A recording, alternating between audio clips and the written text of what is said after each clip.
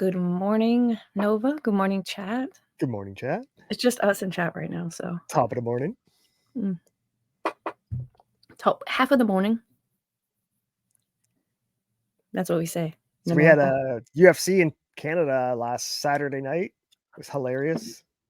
They started chanting "Fuck Trudeau." 18,000 people, the whole arena, multiple times throughout the night. I don't know if it was like they put his face on camera or something, but they're all night. Fuck Trudeau.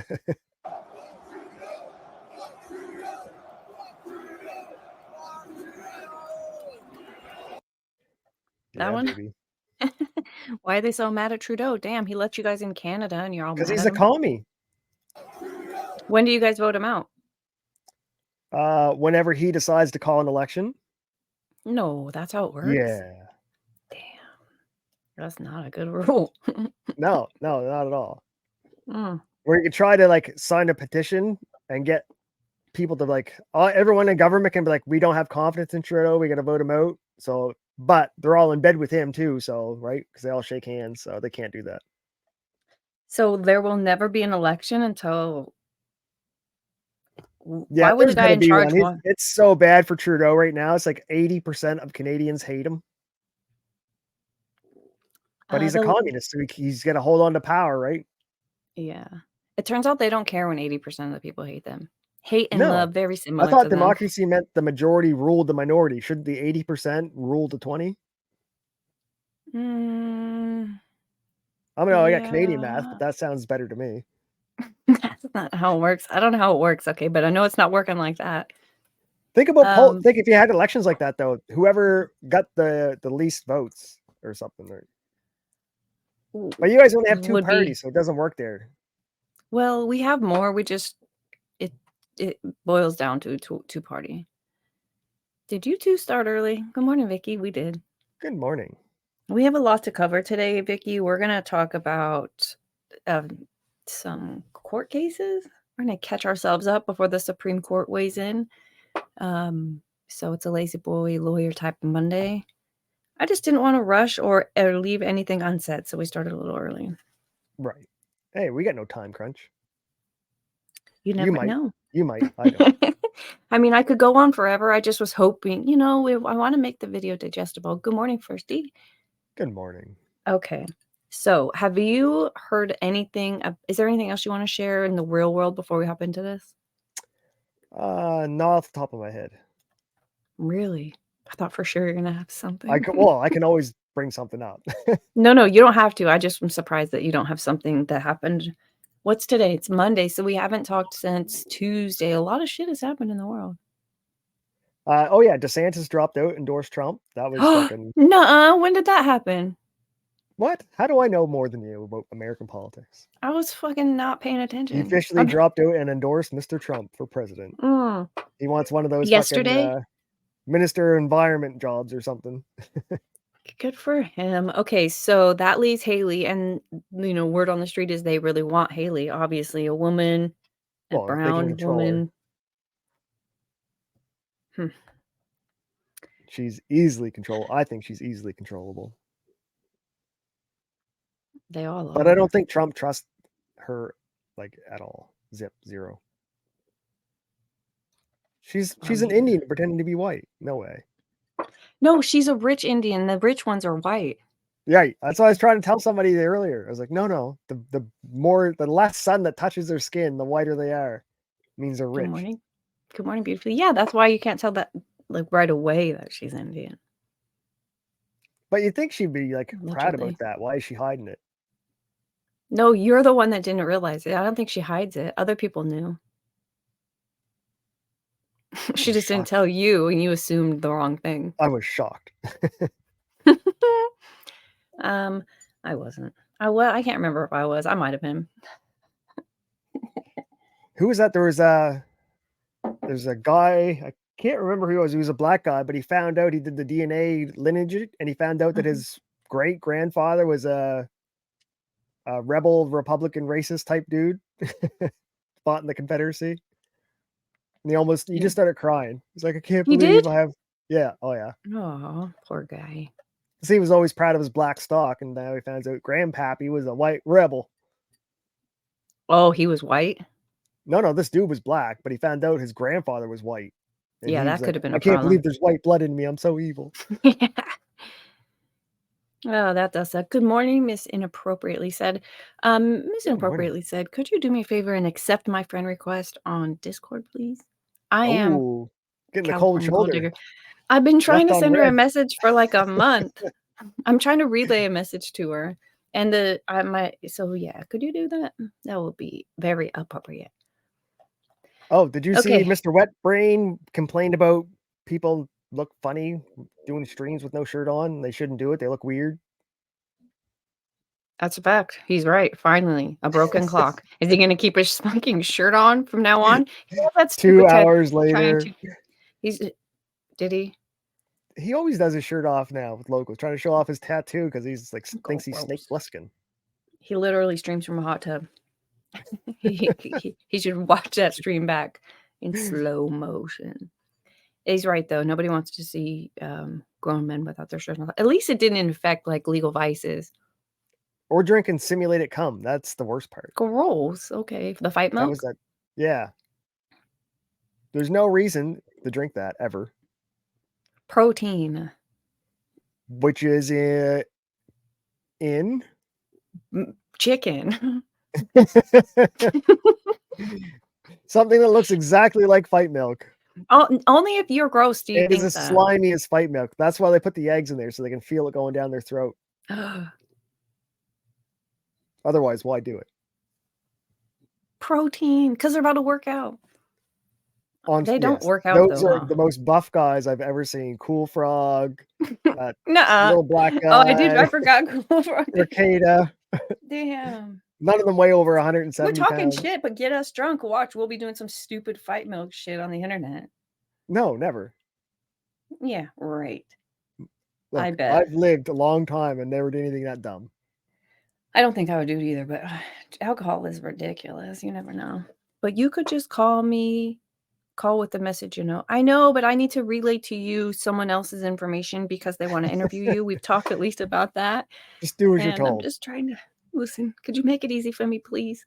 Oh, I read a study that the more siblings you have, the more chance of mental impairment or disabilities. What? Why? So if you have like 2 kids, their chances are pretty good. But if you have 6, the chances of mental illness like rise drastically the more kids you have. What is that because why is that? I don't know. They did the study. It was in America, China, and Russia. So multiple cultures The all had the parents same issue. the So parents ended up multiple, with yeah. mental illness Yeah, the with more more kids they kids? had, the more fucking retarded the kids got. It's like all the good DNA was No. like in the first one. Wait, I do think that's true. I honestly do think there's something to do with that. Like the first kid is like the best. But Well, think about what as if a parent, you're like your first one's like made of glass, you protect it and like do everything you can. The second one, you're like, get up off the floor. You're not gonna die. allegedly? Right? And then by the 6th one, like, is it dead yet? No. All right, bring it in for breakfast. Yeah, but okay, so it causes what again? Like mental Mental? illnesses and disabilities and all kinds of stuff. Oh, somebody's at my It's door. almost like your whole energy put out one chance of reproduction, and the rest were just like offcuts. Yeah, so that's a problem. Anybody that got up, yeah, that's a problem. Hold on a second. I gotta find out who's at my door. So yeah, it was the new study, chat. Shit, I can't remember who put it out, but yeah, it was China, Russia, and America. So completely different cultures, and all had the same results. So to me, that's pretty conclusive. So maybe China was right. Only have one child. Now all the second kids are gonna like study harder to try to outsmart the other one. What was that movie? Gattaca. When you either had perfect DNA or something. Did you ever see that movie? Really good movie. Back in Are you saying that right? Yeah, it's weird. Gattaca, I think. Gattaca. Yeah. Chat will help me out. That's right. But it's where you have like babies that are made in test tubes who are perfect DNA versus natural dump the load in the DNA babies. So only the good DNA gets to get like the good government jobs and the high paying jobs. Oh. because That they'll sounds never awful. they won't get cancer. Although, More perfect people. So the poors who just make babies old-fashioned way, they don't get to have good jobs. okay. Well, that sounds, I don't know, wonderful or awful. Good morning. Our attorney is here, so there's a real attorney in the chat now, not just us Good morning. lazy boy lawyers. And good morning, libtarded faggot. Thanks for joining us. We're about to hop into this. What do you know, Nova, about the J6? Let me share this. Let's not share that. Let's go here.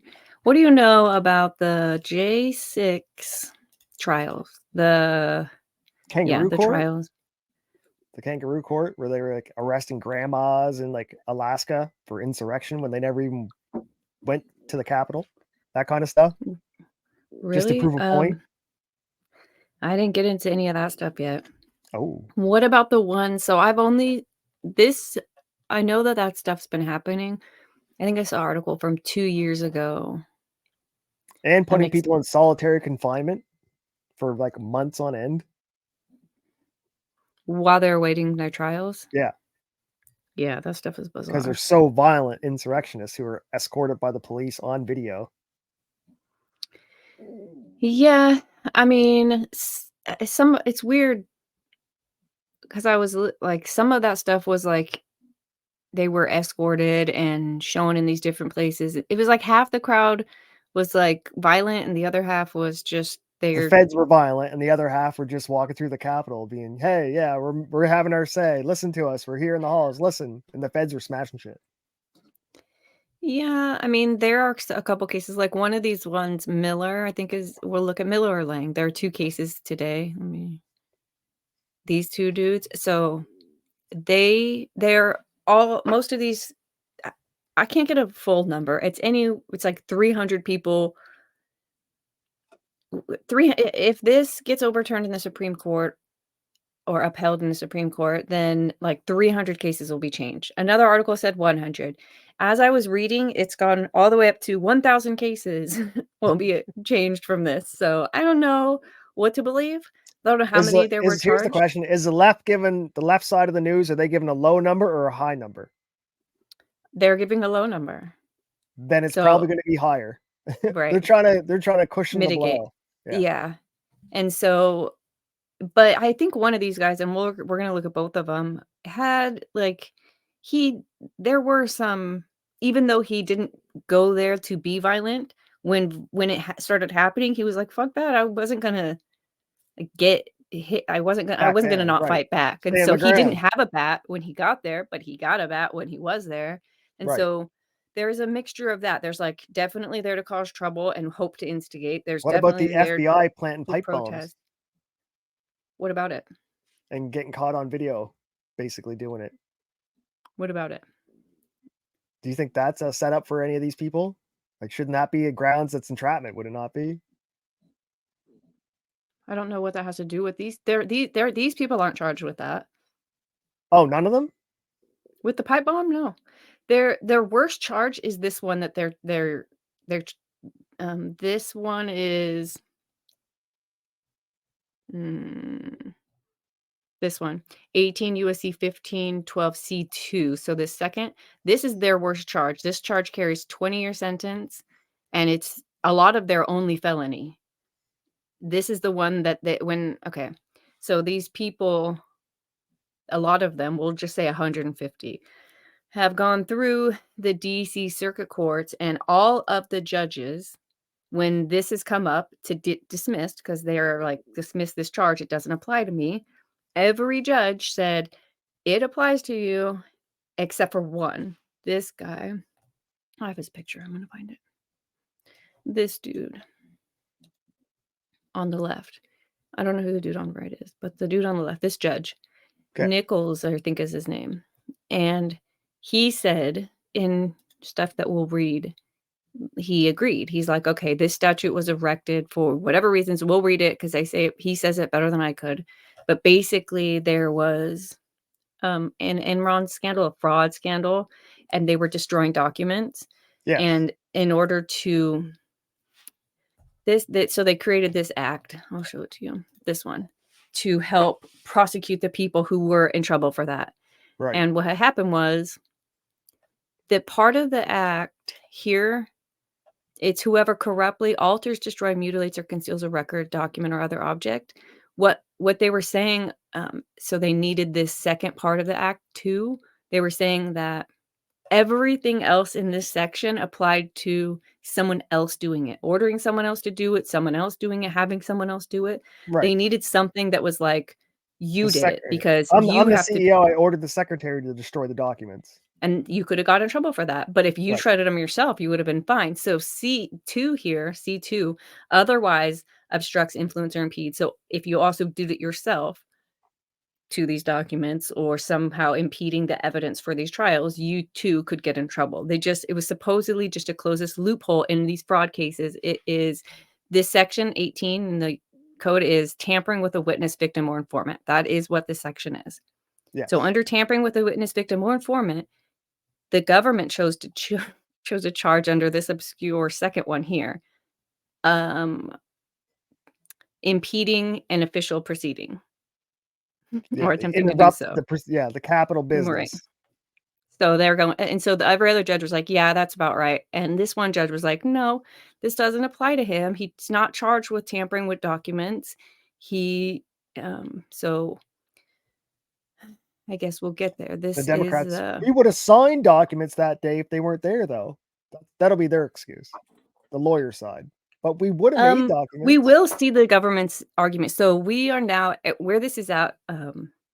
Those three went through court. Miller, I'm pretty sure, was the first one to. Let me go back. Is Nicholas a Trump appointed lawyer or He Obama is, but or? he's not the only one. He is Oh, Trump nice. appointed though. See, this is why you Um, gotta fill the Supreme Court day one. As soon as you're in, I hate when they wait to the end. You just gotta stack that motherfucker. Let me see if I linked these. Oh, it says they're in this folder. So I'm pretty sure that Miller was the first case that this judge approved, or whatever you call it, the motion to dismiss this. And then obviously the government was like, "No, we appeal. That's obviously a thing that we need." And Yeah. they consolidate. So, and then Lang, because when Lang did it, he quoted Miller, and then Fischer did it.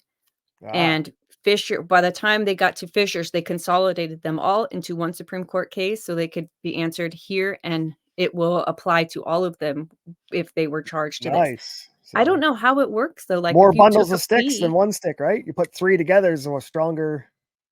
Yeah, and so in Miller, in all of these, the judge does give us his reasoning behind thinking that Oh, this code doesn't apply to them, and I find it fascinating. Um, and then there's also the government, their reasoning, and 9 other justices who also have agreed that this should apply to them. Yeah, I don't know if, they get to this is the first time, supposedly, this is the first time this has ever been charged like this. which is And crazy. This is the lengths they need to go to get their because headlines. insurrection is only 10 years, this is 20 years. Right. This is the 20 But years. no, what they want them to plead to the 10. Look, we'll cut it down. You just plead to Mhm. insurrection so we can get the headline on NBC News. They also need a Pled guilty felony. to insurrection. Proof of insurrection. Exactly, and they need a felony Right. because a felony means you can't vote, and if they know who you vote for going into it, of course, they don't want you to ever vote again. Exactly. So, So they try to get you with 20 and get you to, this is where poor people don't have good lawyers plead to the 10, mhm. even though they're not Yes. guilty.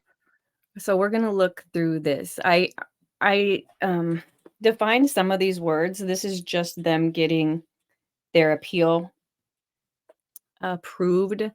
That's all it means. It's just to be more fully informed. So the court is asking for everything they want. The Supreme Court wants to look at it, and at the very end, it says that the um that the Supreme Court would they would look at it, and that they would also do it what's called forma pauperis. And that means in the manner of a pauper, a suit brought in this form allows a poor person to bring a suit without incurring the cost of the suit. Oh, Interesting, right? So that's Supreme wow. Court. Specifically because I bet you this happened enough times that it had to be. This is a broke people. So This is the argument against the government argued against the Supreme Jesus. Court seeing this. What's up? I'm just looking at your list. Dead, shot, bear spray. Yeah, so this is the argument against allowing, them to drop this charge. So this is the government saying it's a good charge. They're saying Yeah. that they should give they cited the violence of Officer Sicknick, saying he died of bear spray, Yeah, the heart which attack. uh-huh. Well, supposedly 2 days later, during this, he had 2 strokes, and then 2 days later, he passed away. Yeah. But the bear spray thing is interesting because they do call it bear spray in this article, but nowhere else at all do they call it that. In this J6 thing, they do, but it's long been proven not to So have been bear spray. is the government trying to insinuate that the crazy excitement caused these medical conditions to take place? Yeah, dude. There's other people who died, like, I think there's 1, 2, 3, Because the 4. government's also being sued by that newspaper where they raided the old lady's house that had the home newspaper and she died the next day from stress. Oh, that older woman. Right. So the Yeah, government's being sued and the government's suing. They're both trying to use the same argument. So I wonder which one goes through the court first. that's interesting.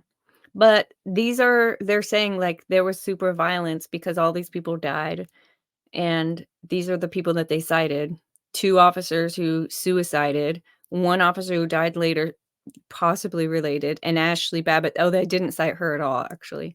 The only person shot by Capitol Police. I wonder if they But were I Clintoned. was the officers? I wonder if they That's a were good gonna give question. their body cameras up like as whistleblowers and they got Clintoned. Uh, I 2 don't think officers so. committed suicide?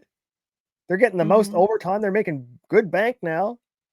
Yeah, The but it was easiest riot to control because there's no consequences because the Demo they well, want if they somebody. Clintoned, then they would have Clintoned this other guy because there's this Capitol police officer here, this guy not that guy, this guy who was basically calling the shots and called out the main boss who was there. He said she wasn't answering, she wasn't responding. He said it sounded like she was reading off a playbook. They didn't prep the Capitol Police. There was no meeting beforehand. This didn't even know that anything was going on because he didn't social. He's a little bit older.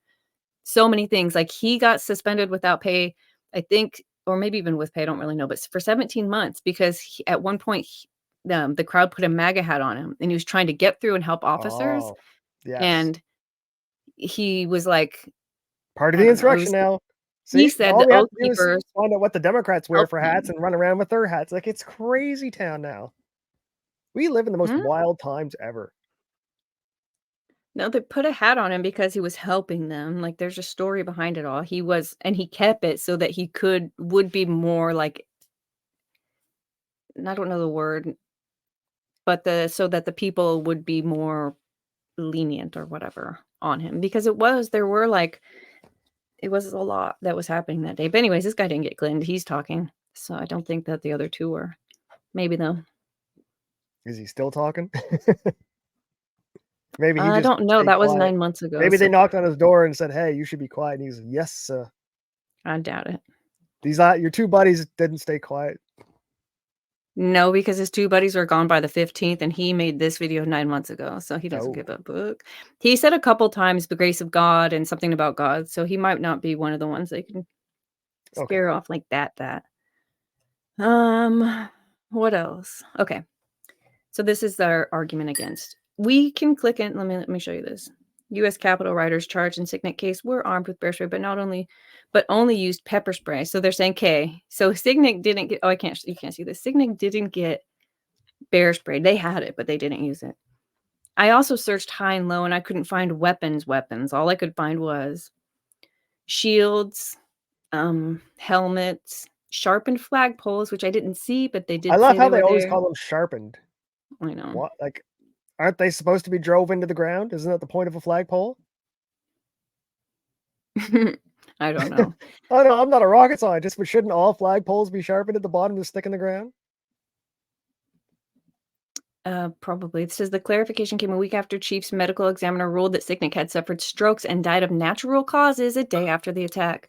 So the 3 people that they've cited here, um, didn't they didn't Didn't die. die. at at the thing, but it's like COVID to them. Right, just ignore it. There's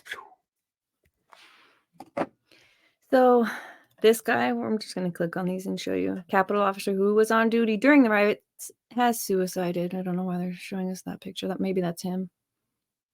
I wonder if he had reasons in his background for that. This is another one.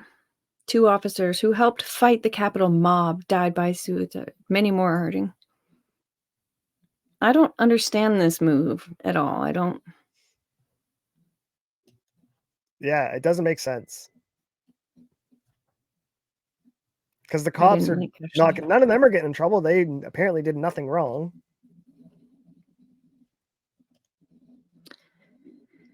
This is the selfie that they're talking about. They don't get the selfie itself that they took with this camera, but it was during a live stream. Ah, yes. So So the cops this could have no control over getting selfied. Fuck, Trudeau gets selfied all the time. no, this is one of it says Capitol police officer who took selfie with pro-Trump rider has been suspended. They suspended anyone who seemed to be friendly that day. When if Right. you listen to that cop, the one from before that basically took charge and like he gave the order to evacuate the Senate. He says like there was nothing you could do. Like, at a certain point, you look out there and there was 10,000 people there. He's like, "If they wanted to, they could have easily taken it." He said that's why he doesn't think they Benghazi. came there to They're acting take like it it. was Benghazi. They are, it's stupid.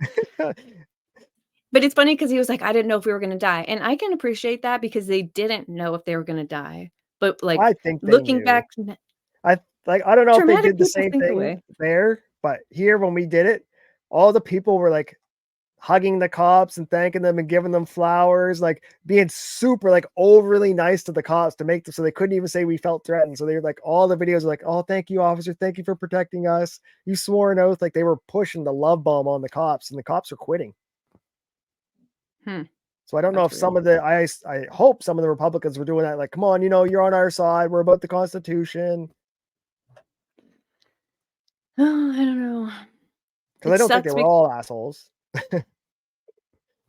No, but there were at a certain point, like, you couldn't resist it. If they weren't breaking anything and they were just there and were just existing, the people had already been evacuated safely. It's like, you're just gonna have to let this happen for a minute, Right.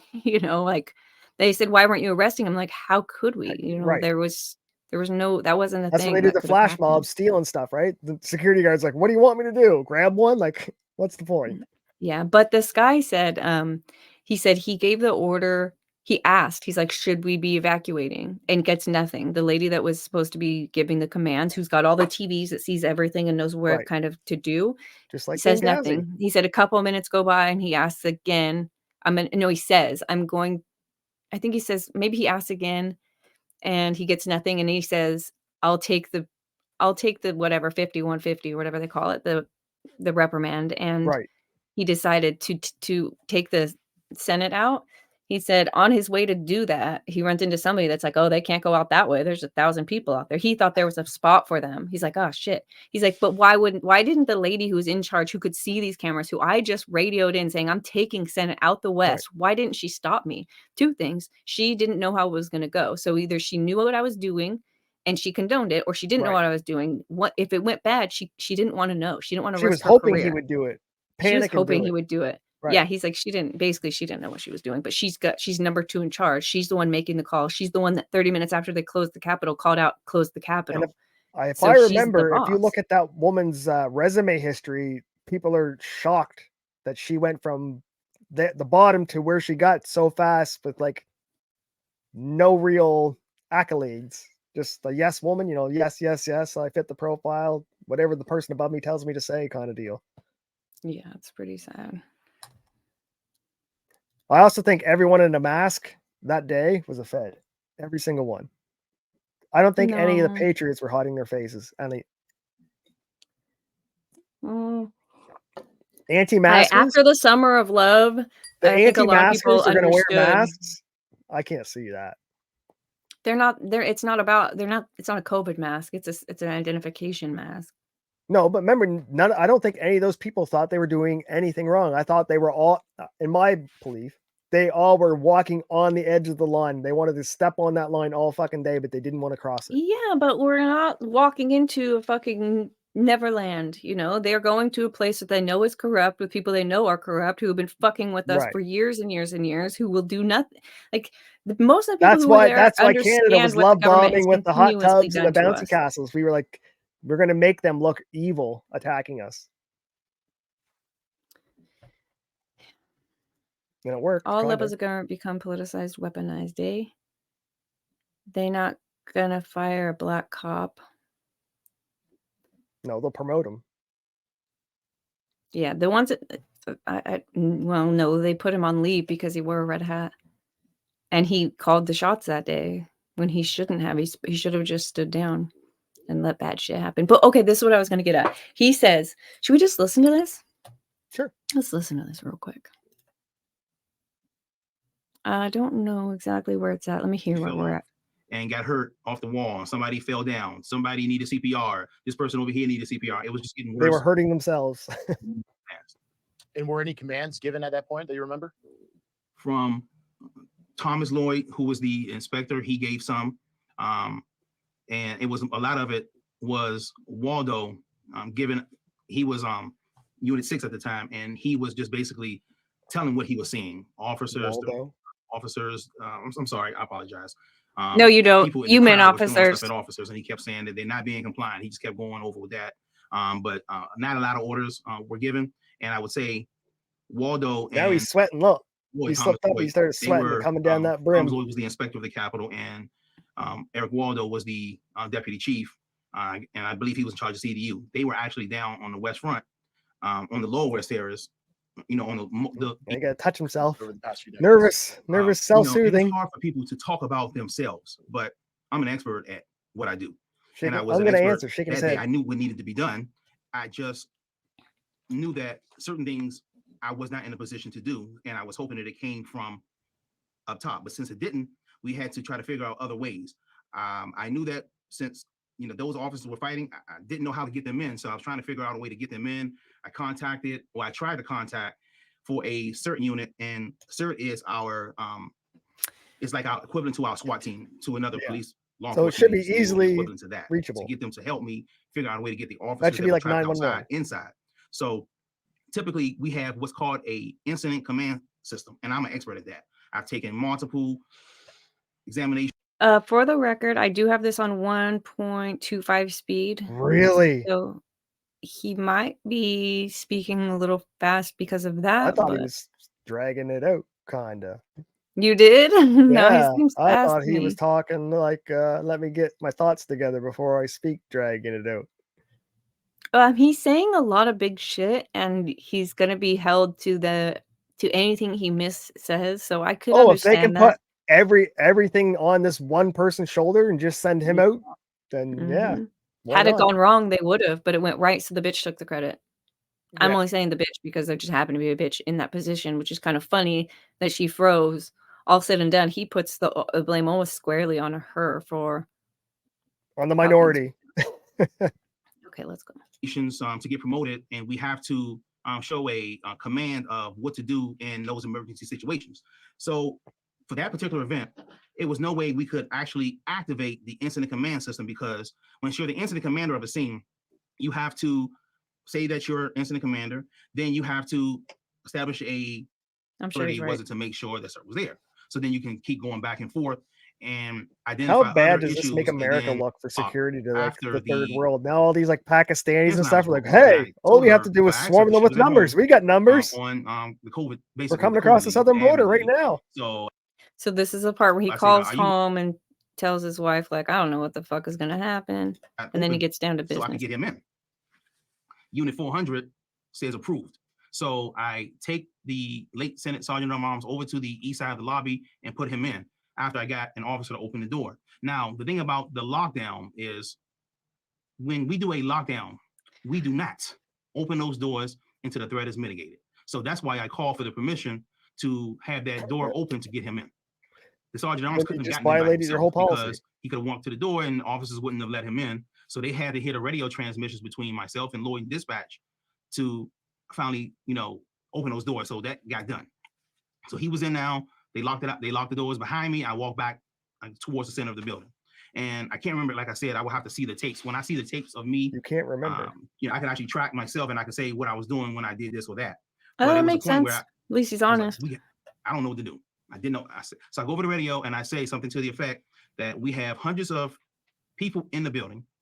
I said, we need some direction. I said, the Capitol's breached. We have hundreds of people in the building. What do you want us to do? We need direction. And when I made that radio transmission, I'm talking to Yogananda Pittman. And the reason why, and I know there's been some, after I did That's my her name. NPR interview, that Yes. she wasn't in my chain of command. But the reason why I'm asking her is because she was giving orders on the west side. She gave a order to lock down the Capitol when it was already done. She gave another order to lock down the Capitol complex with no other direction. But if I'm hearing her on the radio on the west side, I'm thinking that I'm talking to her. I know she's there. So that's why I'm talking to her. If you are not in my chain of command, then why are you locking down my building? Why are you left on even red. locking down the Capitol complex? That would be more than likely a USB commander. He's trying to explain. People are like, she's not in his chain of command. He's lying. He's like, bitch was calling out orders. She stuck herself. Yeah. Even if she wasn't, You she lock sure the down fuck 2 was sections, today. you can lock down more. You got You're some the power boss. in your hand. Yeah, she's clearly the one on the other side of the radio. Because you're locking down a USB will be Uniform Services Bureau. Those officers would have been controlled or underneath Chad Thomas, Assistant Chief Chad Thomas, which would have been the person in my chain of command. Some radio communications, I don't know about theirs, but some radio communications will have, so say we have 10 radios for our group, you can set the priorities of whose voice can come in. So if mom and dad want to talk and the kids want to ramble, as soon as mom and dad talk, it mutes the kids. So they're not, you can actually have a conversation. So maybe, I wonder if they had it set up where only the top brass were allowed to talk, and only when they weren't talking could the lower ones be heard. Don't know. He doesn't say that. But I'm not hearing Assistant Chief Chad Thomas. I'm hearing Assistant Chief Yogananda Pittman, Unit 2, right under number 1. And for our department, the lower the number is, the higher position the person is. So obviously, if you have Unit 1, that would be Chief Son. Unit 2 is Yogananda Pittman. She is number 2 in charge of the United States Capitol Police. So the person that's number 2, I'm not basically, really now they're number saying 2. I that just she's not in feel my in chain of number command 2. and she wasn't required to help me. But I totally disagree with that. But getting back to after that, and I didn't hear anything, I didn't want to call her out and embarrass her, because this is Yogananda Pittman. Embarrass her. Go at that bitch. I still have a career here, and you don't embarrass this woman and just expect to walk. You worried about your job? You worried about the Capitol? She's not answering. I'm thinking in my head like she would have answered. So now I said, well, I'm going to figure it out. Now I knew that. Well, I'm not going to say I knew. I had a inclination that she really didn't know what to do while she was in there looking at everything that was occurring. So I go over the radio to try to give her a hint, and I say something. Give her to a the hint. effect, DIE position. position. Getting out of here before we don't have a chance to. I say that on the radio, and I'm hoping for something. I got nothing after that. I'm talking to her. So the building people are coming into the building at a rapid rate. You see people running around the building. So at this point, I was on the Senate side, and I said, this time, I'm thinking in my head, we got to get out of here. And so I go over the radio and I say, request permission. I'm requesting permission to evacuate the Senate. I have a clear directional sight from the Senate lobby or to the Senate chambers to the Senate door to get them out of the building. Don't they have fucking I need tunnels? permission to initiate that. So I'm waiting. They ended up taking him out. That was one subway. transmission. I think the dispatcher went over it twice and asked the exact same thing, that I had a clear line of sight to get the members of Congress out. So he's asking him, because she's on she can see all of the screens, right? Yeah. Can I take him out? Can I take him out? And dispatch, repeat, can he take him out? No answer from Nothing. Yogananda. Well, those screens are probably down the same time the Hunter Biden's I say, cocaine in my screens head, were down. I was going to do it anyway. So I go over the radio and I say that. I said, I'll take the 550 or the 534, which is disciplinary codes that we have. So that's discipline forms. So I'm saying that even though I know I'm going to get in trouble, I'm going to go ahead and initiate this evacuation anyway. And my head was telling me, and I'll be honest, Ninja I didn't Turtle know tunnels. if we could get everybody out alive. I just figured we had to save who we could at that point. So we start the evacuation, and I'm on the Senate side trying to assist with the evacuation. I run into it was a sergeant at arms employee, and he says to me, "What are you doing?" I said, "I'm evacuating the Senate." He said, "Where are you sending them to?" I said, "I'm sending them out the Senate door." And I was like, we have a space out there cordoned off, don't we? He says, no, we don't. So I'm like, oh, that's terrible because I'm sending them out. That's terrible. I thought he said he had a space. demonstrators He goes, are. I Now, had a I space knew right for them, that- ready to go. Like a that clear they were view having where to issues send on them. the east side, but I didn't know it was as bad as it was. That's what he's saying. Clear view as far as walking to that door, but not what's on the other side of the door. He can't see that. He's just inside the building. On the west side, it could have been worse on the east side than the west side was at a certain point, but it was bad on the east side. So I run into maybe a minute or so later, I run into a USCP captain, and he says, what are you doing? I said, I'm evacuating. He says, why are we evacuating? And I tell him, I said, we may not have another chance to. So he could have stopped that evacuation. So the first person I ran to, he was a civilian. Okay, yeah, I believe you. Lockdown because we wait before we open those doors, we wait till the threat is mitigated. But I didn't believe that we could mitigate this threat. So that's why I called for permission to initiate that. I don't think there was a just threat regular of people, circumstances, the Senate being harmed. I don't believe that. The people were coming into the building. Why? Like, at what point would you decide it's going to be a threat? When you could no longer evacuate them, or before the people who were coming in? Like, what Your would be a Capitol's, do you threat know how if many that's times not your it? Capitol's been stormed by people? The Black Like Panthers took 5. it over with shotguns and everything. Not that Capitol. That was the California Capitol, and they didn't take it over with shotguns. They showed up peacefully with their weapons, protesting a weapons bill. It was completely legal for them to have them in there. Right. But they did the exact same thing that these guys did No, on they January didn't. 6th. No, they didn't. Right. They had Totally shotguns. different. No, totally different. We're talking state capitol, and they were in there protesting.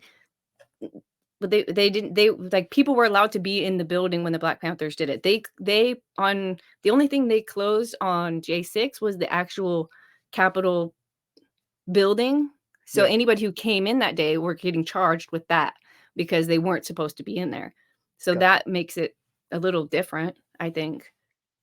I mean, having guns, like, that was the point. It was legal in 67. When did they do that? 67 or 69 or something? Somewhere Either what, close, 60, yeah. whenever that was, it was legal to open carry. The NRA got with the government during that because they were afraid of Black people carrying guns, and stopped our open carry in California because of that. Didn't Open you guys carry, they just got win that back? Was that recent? I think the Supreme Court ruled open carry, the ban of open carry was illegal, or concealed carry was illegal. There was just a big thing for you guys that you won. Like, all the gun channels I follow were like ecstatic for some reason. We're not an open carry state now, but I'm pretty sure that may have been too many. I don't know what it was for our concealed carry. They must not have been issuing permits. I don't know. I have no idea.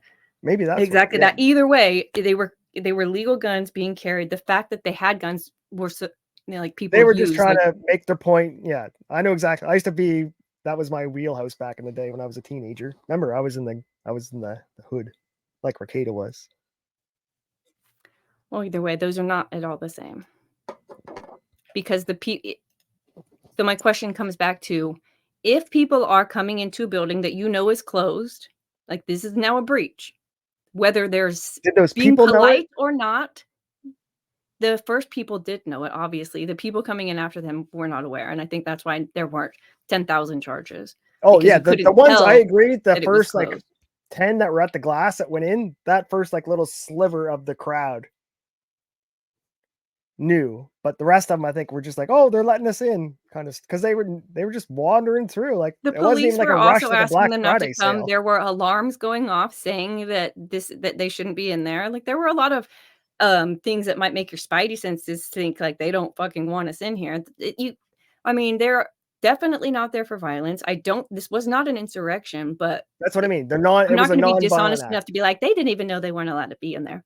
That's dumb. They fucking knew. They're No, I adults. totally know they were supposed to leave, but they were trying to. I think when their heads, they were doing So civil this guy that disobedience, we're watching not right now is a insurrection. police officer. He's now watching. We'll just say the first 10 people bust through the door. At what point does he decide they're fine, or we got to go? Because, like he's saying, at some point you can't leave anymore. And if this is violent, which it wasn't, turned out not to be, as far as towards people, and Right. Yeah, that's what I mean. That's where he felt threatened, or the threat was coming from. I think he knew it was a non-violent like staging. This guy didn't know it yet. No, at this point, he doesn't know it. He's eventually going to get out into the crowd and realize like what's happening, how, like, yeah, it's a lot. But at this point, you know, when is he supposed to decide like these people are fine? This is I don't when you know. evacuate. I think this is when you don't wait. Like he's saying, I totally agree. You're not going to just wait to see what's the You whole didn't see fucking one point of. fist fight though. There wasn't one, like, I never saw like a real fist fight. Like, other than those first section right at the rails.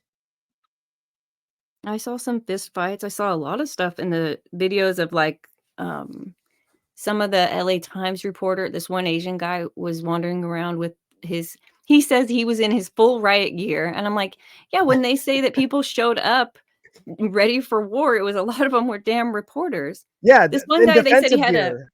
they had said he had a motorcycle helmet on, and I'm looking, I'm like, bicycle helmet, wrong bike, buddy. With the big goggles, right? He can barely see because they're fogged up, but he's trying to report on what he's watching. Anyways, there is an important part this guy's about to get to. The Capitol I can swear. issue it in evac. Like if it was 4 or 5, I can do that. I don't have to call a pit. Can you turn it But up a smidge? against the policy, I said I'm not going to do that without her permission because I know we never do that. So that's why I went over and asked. Didn't get any response. I said I knew I was going to get in trouble, but it had to be done when I did it. It should have been done earlier. But anyway, so my belief is this. She hears the call. She heard the initial call for the evac of the Senate. She heard the dispatcher relay that same call. She did not answer. So now I'm sending them out, even if she was watching and she was like, oh my God, he's sending them out the Senate door. And I'm sending them right into the crowd because there are more people or just as many people on the east Her side. being number as the 2 west should side. protect them. I'm sending them right out there, but she can't warn me because if she warns me, then that means she can't say she didn't know it was occurring. So this is bad. So in my opinion, she did probably know that it needed to be, the evacuation needed to occur, but she didn't want to make that call, because it will be a career killer. Now, she needed to if get any member better. of Congress would have gotten hurt, broken a toenail, sprained an ankle, my career, maybe my freedom would have been taken because they would have said, oh my gosh, he knows that we're never supposed to evacuate under those circumstances, so he shouldn't have done it. We never do that. We never, ever, ever do that. So that's what she would have said. But if it's successful, then she can take all the credit. And that's what I believe happened. Right. So by the grace of God, we got everybody out without getting hurt. So now, while I'm still doing the evacuation of the Senate, the House hadn't been touched yet. This part. Nobody went over to the House and did anything. And I'm hoping that somebody could go over there and evacuate the House while I'm doing the Senate. Nobody took that. So I'm thinking in my head, well, I guess I will go over there to the House after I can evacuate, after I finish the Senate. But he's like that Canadian guy that did all that shit. Remember your guy? What was his name? That like Max. Shit. Oh, if you wouldn't have said. Damn French it. dude, the French guy. Yeah, that Canadian guy who literally just was everywhere doing everything. He's like a one-man just captured army. 100 Nazis just in his sneakers. Marched them back. Because when he come, hey, one thing about Canadians, we're gonna have comfortable footwear. This guy, what reminds me, he's like, okay, I did this one thing, now I gotta evacuate another thing. Well, there were like, according to official documents, there were 1,000 other cops there. Leo Majors, good job. But this guy says he doesn't think there were that many police on duty that day. No, they told him to go home. It's no ig big deal. We don't need the National Guard. We don't need any help. He said they weren't even briefed. He said they weren't briefed in paper. He said they didn't remember getting an email, but they for sure weren't briefed in person. He's like, we get briefed in person when there's a parade and they think that. Do they not have the news? Like, are they just all? This guy didn't do a lot of social, and he had a wife, and maybe he didn't say kids, but he just didn't. CNN was they're destroying it. It's gonna be the Armageddon like beforehand. This guy says he wasn't aware, but he does say Trump offered the National Guard. Like, if you guys are this worried, I'll give you the National Guard. And they're like, nope, we don't want them. Well, I don't know this word, because they should have been worried based on intelligence reports that they got leading up to this. But let's hear what he says about the chance because they started breaking in on the Senate floor. I'm sorry, on the House floor. So I had to think really quick. I was like, I'm over here on the Senate. I can't get over to the House. It's going to take me 5-6 minutes to walk over there, but they had to be evacuated now. So I figured out a plan in my head. I figured out the best way to do it would be to have officers who were in the lobby pick the door with the least amount of demonstrators, and walk the members of Congress and their staff out that door down to the subways on the House side and send them over that way. So even though I couldn't be there, I told them how I needed it done. And at that point, I didn't ask for permission. How I I was already needed done it asking done. because I know that she wasn't How I going to needed help. it done. So Oh, done. this was right around the time Ashley Babbitt was shot.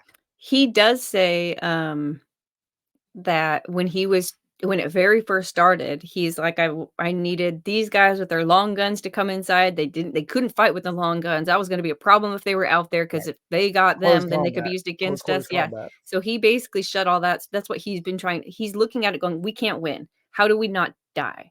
And so he took the weapons away. He tried to create a close barrier. He wasn't doing arrest. He was just trying to, like I said, ease the crowd into it being over, because Right. what are you supposed to do?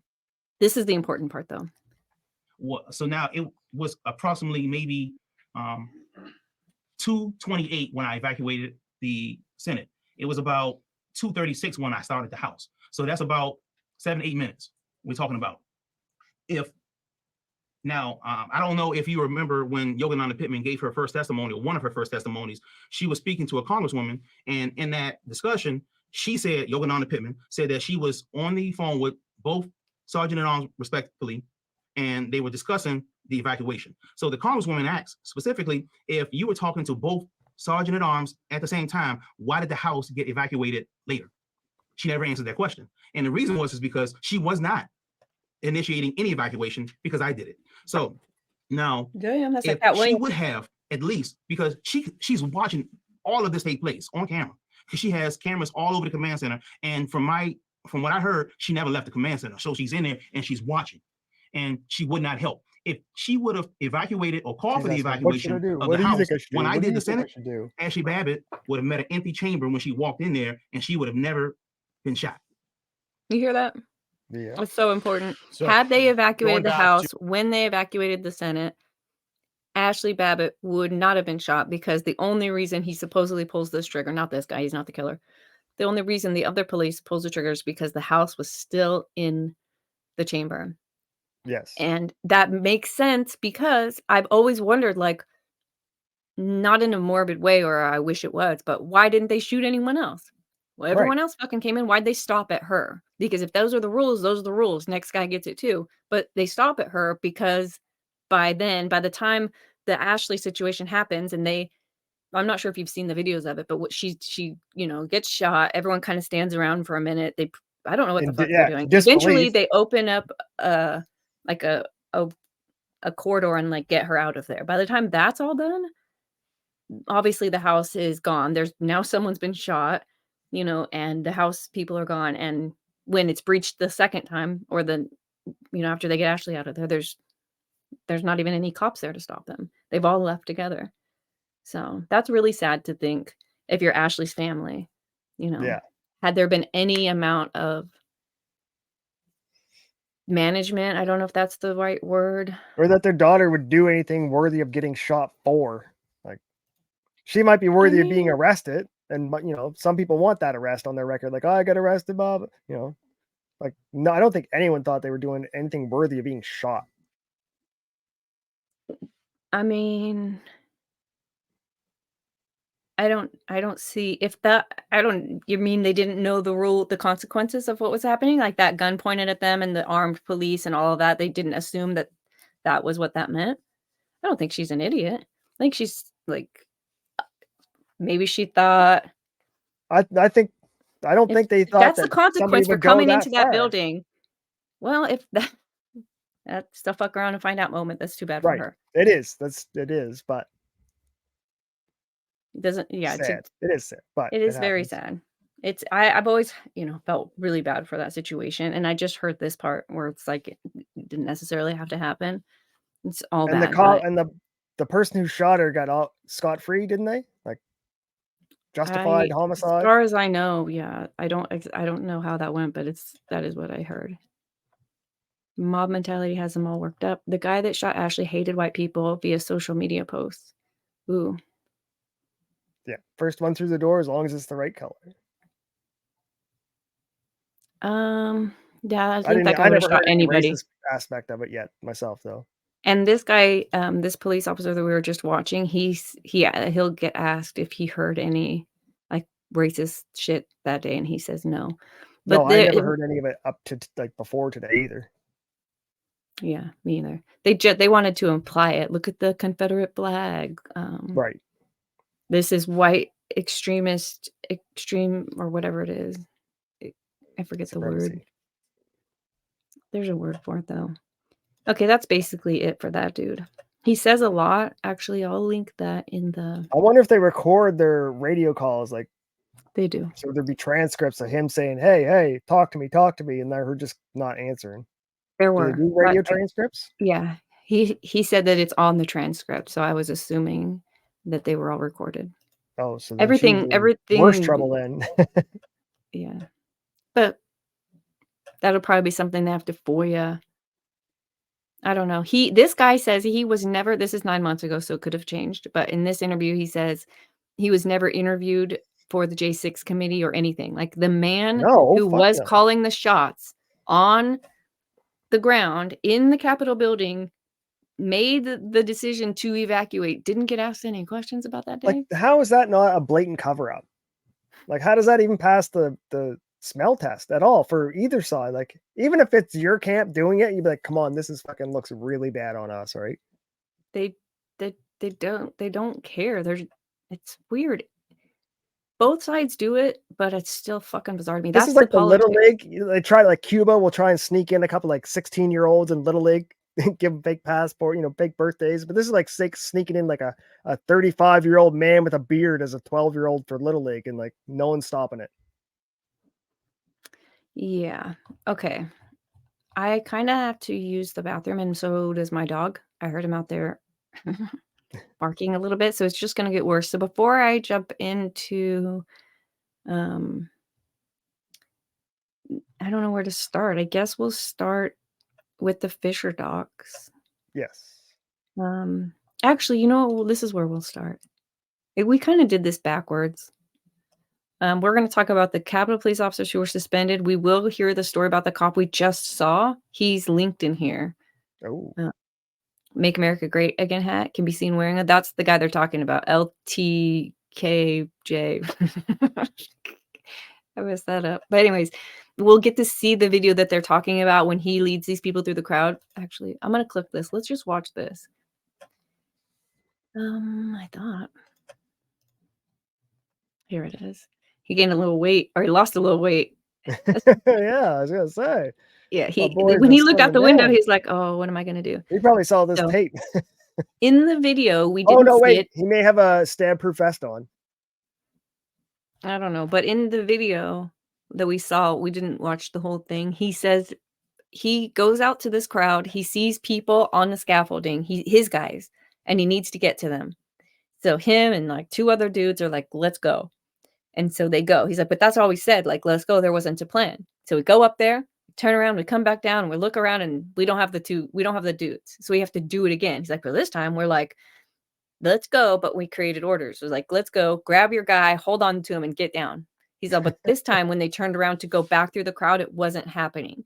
So some dudes come over to him, and they were like, okay. So on their way down the crowd the first time, somebody had put the MAGA hat on him, or up the very first time. Someone put some MAGA on his way down. The guy was like, "I want my hat back." And he was like, "No, can I keep the hat? I want to keep the hat." And another guy was like, "Fuck him," because he wasn't letting him keep it. He gives him a hat. He's like, "So now now he has a hat to wear because he feels more comfortable." Look at him. He's also a little You know what tubby. he's wearing the hat as? Like a person wears a Red Cross vest in the middle of a war zone so they don't get shot. Exactly why he keeps the hat, right? So he comes back down. Now he's wearing the hat. That's his second layer of protection. And he's like, "I got to get these dudes up there." You see the guy looking up. So these dudes come over and they were like, "What's going on?" So he's going to try to get up there. This guy is going to flash something at him. It'll be in his hand. It'll be brief. Dude tells us in the interview he thinks it's a whistle. He will later understand that it's a badge. And when I saw it, I was like, "What the fuck? Why is he flashing him a badge?" He's like, "I can help you." Flashes him a badge. And then he's like, "All right." So I gave him my megaphone, like, "Help me get through this crowd." And so they're trying to get to their guys, and these dudes are helping. He says the whole time he stands in front of me, he said, "I wouldn't have been able to get up there, and I would not have been able to get back down without this guy protecting me." This guy was one of the harshest charged people. He is the leader, one of the leaders of the Oath Keepers. He said he wasn't there for violence. He helped the cops at every step of the way, but he got one of the And that's when he was seditious found. conspiracy He's charges. friendly. Yep.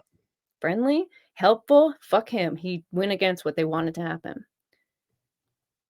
Okay, so They're let's. trying to make an example so no one tries it again. And That we was getting beat interesting. up, but the people who didn't vote for him are laughing at us.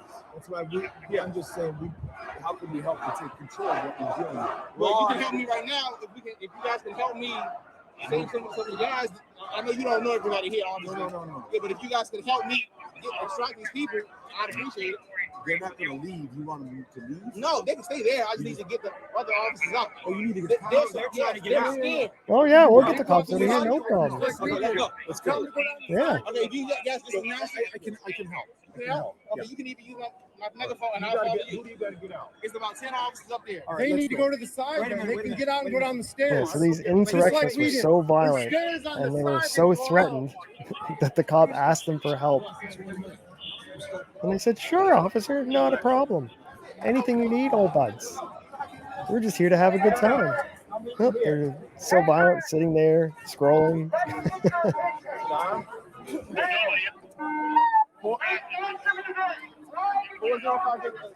Just let me hold on to you. Looks like they're all leaving.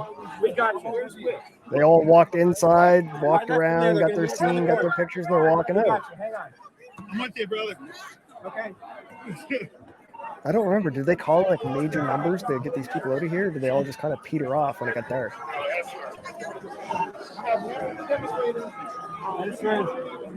No one's trying to take his gun in the middle of a riot. Thank you, sir. No, they're polite too. Look at that. The other side.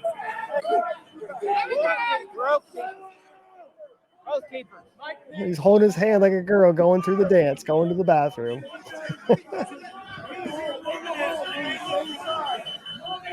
Notice it wasn't a bunch of white people at the doors? You hear that alarm? Yes, I do. But black people don't hear smoke alarms. Is that why they die in house fires? That's why they're all at the door. There's only like 3 white people at the front. There are several videos though of some dude up there like trying to break one of the windows, and they're like, "Oh, you're a fed, get him down, knock Fed, it off. right. We're not here for that." That's what I mean. Half of these people, and I'm not just saying they were infiltrators. There are definitely assholes on our side. To deny that is cray Yes. cray. Oh yeah, there's stars Retarded. everywhere. Whoa, whoa, whoa. Relax. Okay. But I think the mega people were probably keeping those guys in check, just like they were calling everyone a fed. Like, hey, no, that's not what we're here for. Like the Canadian ones, every time someone was like trying to break a window, they were getting grabbed by other Canadians in the crowd going, no, we're doing this peacefully to fuck Trudeau over real well. Crime went down. They actually got the crime statistics, and crime dropped like 80% during the Freedom Convoy. It doesn't, first shots, it doesn't look like anyone's trying to stop them. Just a lot of bodies in the way. Yeah, mostly a lot of bodies in the way. And That's then what the they should be freaking charged with, cops trespass and spray loitering. them with these crazy, like, pepper spray cannons. Like, they're wild. This one's like dual wielding them. And as soon as somebody like flips them off or whatever, he sprays them. I'm like, well, that's gonna piss the fucking crowd off, and probably a few dudes next to him who are all right until that happened. You know? Yes. Oh yeah. Once the ignition spark happens, that's when everyone's like, Okay. well, now it's on. But That's why I'm waiting for the So- Crusades 2.0. I'm just waiting around. the what? What'd you call them? Crusades 2.0. Oh. What is no? I want a revival, Disavow. but I don't want any Disavow. crusades. Or disavow, yeah. That's not gonna work out. Okay, I want to kind of get into there were a bunch of cops charged. I want to get into why do I keep clicking this? It's the wrong thing. Oh, I know. Oh, We did you charged a get- bunch of cops here too that were sharing information. Maybe it's this. Latest studies show a 10-second candy hack is What helping really thousands of happened? No, not this. No more spoons on eyeballs. Dang it. Oh, maybe it's here. Yeah, I found it. All right. One last thing we're going to look at, and then we'll figure out the law and what we're here to do. But this is the Homeland Threat Assessment from October 2020. That's when it came out, October 2020. A month. J6 happened, 3 months. right, 3 months. just a couple months later. In this is this fucking guy, Chad We didn't Wolf. know anything about it though. So either they have to admit their intelligence is completely flawed, stupid, and useless, or they knew about it and disregarded everything they were told. Actually, I think here I have this highlighted. Let me find my version. As of the date of this publication of the Homeland Threat Assessment, we have seen over 100 days of violence and destruction in our cities. The co-opting of lawful protests led to destruction of government property and have turned deadly. Black Lives Matter. Indeed, DHS law enforcement officers suffered over 300 separate injuries and were assaulted with sledgehammers, commercial-grade fireworks, rocks, metal pipes, improvised explosive devices, and more. From This is just a lead up to this. In this, it's 26 pages. It came out again October 2020, a month before the election, 2 months before J6. We're going to get into this. This is threats to the economic security. That's how they got Canada. It was an economic threat to the country. This is the terrorist threat to the homeland. Ideologically motivated lone offenders and small groups pose the most likely terrorist threat to homeland and domestic violent extremists presenting the most persistent and lethal threat. Violent extremists in the U.S. The primary terrorist threat inside the U.S. will stem from lone offenders and small cells of individuals, including DVEs. Those are domestic violent extremists. So domestic extremists, not like husbands. And foreign terrorist-inspired homegrown violent extremists, HVE. But those are foreign terrorist-inspired. Right. The U.S.-based violent extremists have capitalized on increased social and political tension in 2020, which will drive an elevated threat environment at least through early 2021. Violent extremists will continue to target individuals or institutions that represent symbols of their grievances, as well as grievances based on political affiliation or perceived policy positions. Violent extremist media almost certainly will spread violent extremist ideology, especially via social media, that encourage violence and influence actions within the U.S. Simple tactics such as vehicle ramming, small arms, edged weapons, arson, rudimentary improvised explosive devices probably will be the most common. However, lone offenders could employ more sophisticated means to include advanced and/or high-consequence IEDs and use crude chemical, biological, and radiological materials. So they're not just preparing for nothing. They're saying, based on what we've seen in this country, this is what we can expect, especially going into them. Some domestic violence extremists and other violent actors might target events related to the 2020 presidential campaigns, the election itself, election results, and the post-election period. Such actors could mobilize quickly to threaten or engage in violence. Wait, what? But we didn't know it was going to be so big and so bad. We didn't know. We didn't know. Remember, that's the whole excuse. We didn't know. No one could have predicted the scale. Yeah. Says some DVEs have heightened their attention to election or campaign-related activities, candidates' public statements, and policy issues connected to specific candidates, judging from domestic terrorist plots since 2018, targeting individuals based on their actual perceived political affiliations.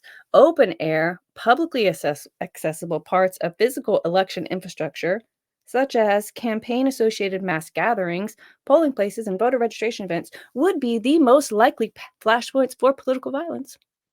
Tell me again, they didn't know this was going to happen. Among domestic violent extremists, racially and ethnically motivated violent extremists, specifically white supremacist extremists, will remain the most persistent and lethal threat to the homeland. Since 2018, they have conducted more lethal attacks in the U.S. than any other DVE movement. Some white supremacist extremists. The white supremacists have done the most bombings lately? That's not what it said. It said, since 2018, they have conducted more lethal attacks in the U.S. than any other domestic violence extremist. Citation needed. It's right here in this chart. The chart depicts DVE and homegrown violent extremists attack in the U.S. since 2018 that pose a threat to life based on DHS data. 2019 was the most lethal, whatever, you could read it, since the Oklahoma bombing in 95. Evaluating data incidents 2020, blah, blah, blah. There's You can look up that chart or that data and find out how flawed it is if you want. Says some white supremacist extremists have engaged in outreach and networking opportunities abroad with like-minded individuals to expand their violent extremist networks.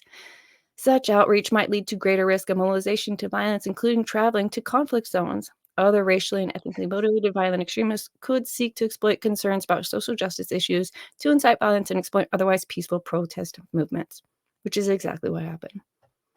What else does it say? The domestic threat environment is rapidly evolving. Operational reporting shows that DHS law enforcement officers suffered over 300 separate injuries while they were present during months in nightly unrest in Portland, Oregon. This is but one example of many across the country, including in Brooklyn, New York, and Kenosha, Wisconsin, where law enforcement officers have been injured or killed. These increasingly pervasive incidents highlight the threat of anarchist violence that accelerate in our cities in recent months. So these intelligence people, why do they not say the left-wing militia movement? If it's a right wing, they make sure it's labeled right wing, big letters. But when it's Antifa creating all, they don't say anything. They're just like these magical ghosts that we don't talk about.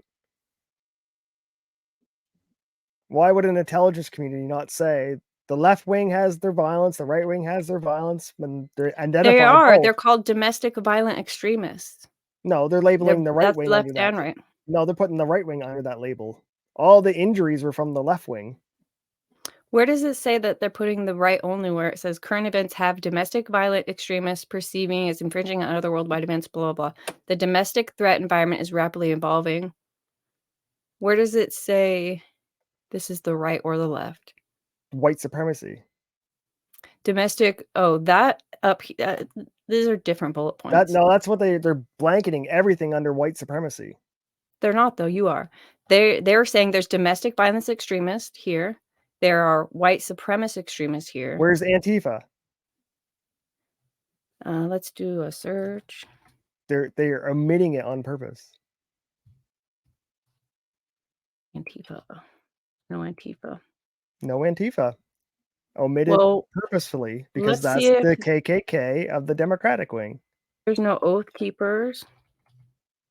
There's no names here at all. That's why they're saying domestic violence extremists are on both sides. They're on both sides. The boogeyman, the white man.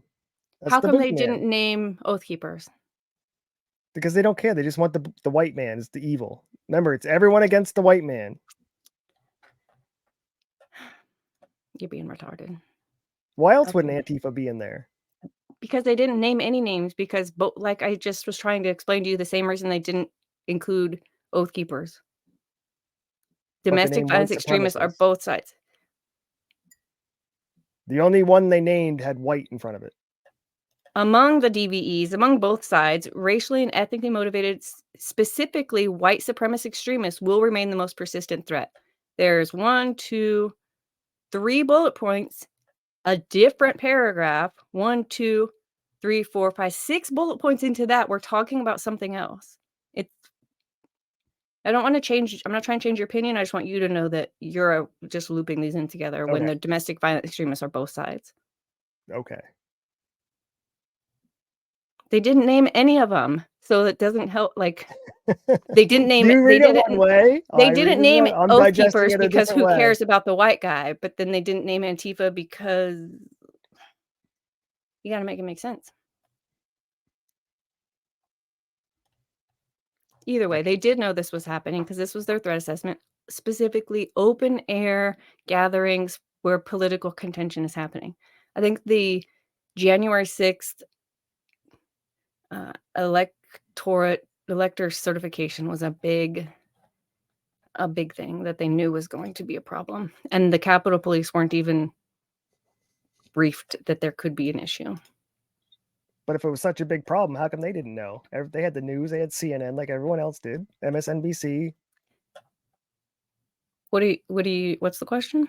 They all said that it was going to be a big fucking riot, crazy. They were predicting like way worse before it happened. So how come the news knew about it, but all these people in security didn't?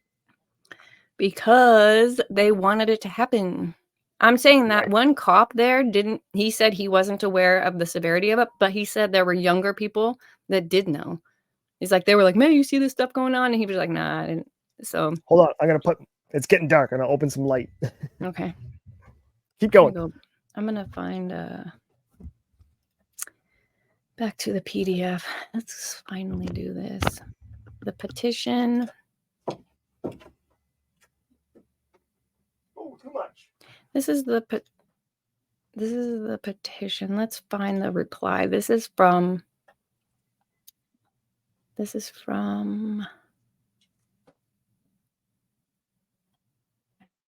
me see what this is. This is only 12 pages, so that's not correct.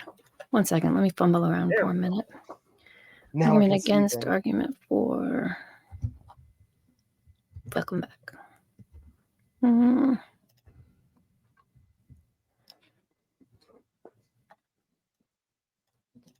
looking through these documents to find motion to proceed and petition is granted. That was December 13th. So supposedly they're going to look at this by June. It's not Ooh. on. It's not on. That's still kind of quick. Not if you're sitting in a cell, but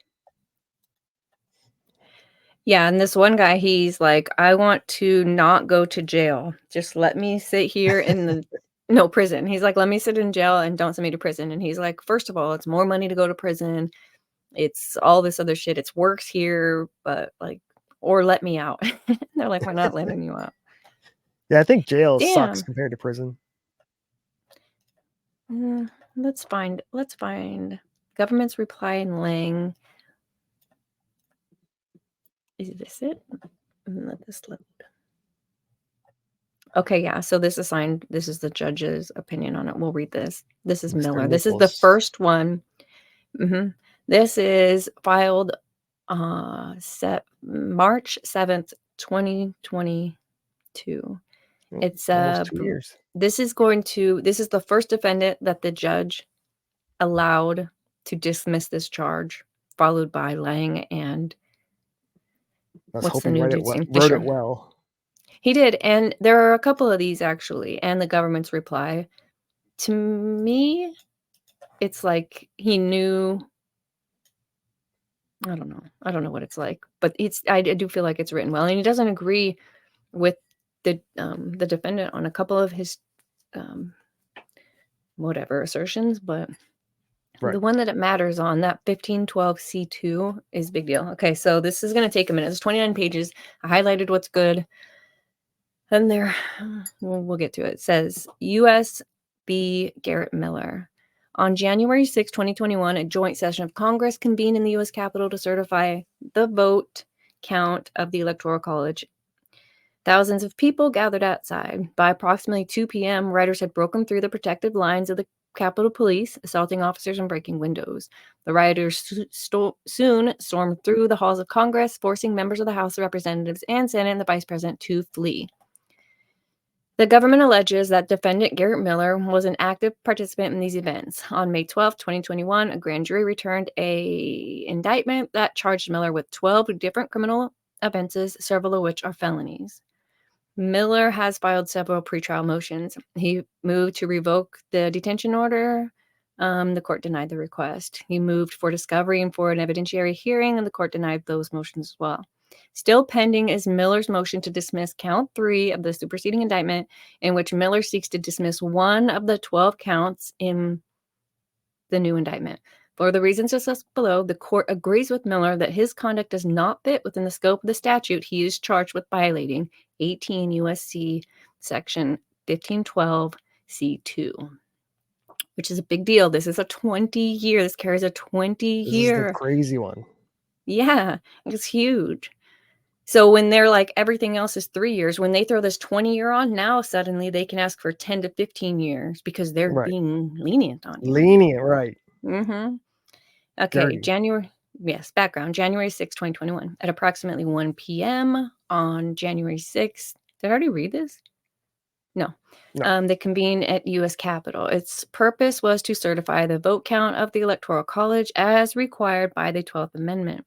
The proceedings started relatively smoothly. After about 30 minutes, the Senate returned to its chambers so the two houses could separately consider an objection from the state of Arizona. During this period, the mob mentioned above, having marched to the Capitol following a rally at which then President Donald Trump spoke, started to form. This said They started at 2:00, 1:00. So at 1:00, Donald Trump was still speaking, right? I think so. I think he spoke for 70 minutes. And so I guess maybe halfway through that, his speech, people started like heading to the Capitol or Yeah, something. they wanted to get front row. Yeah, that makes sense. It's getting out of a football game.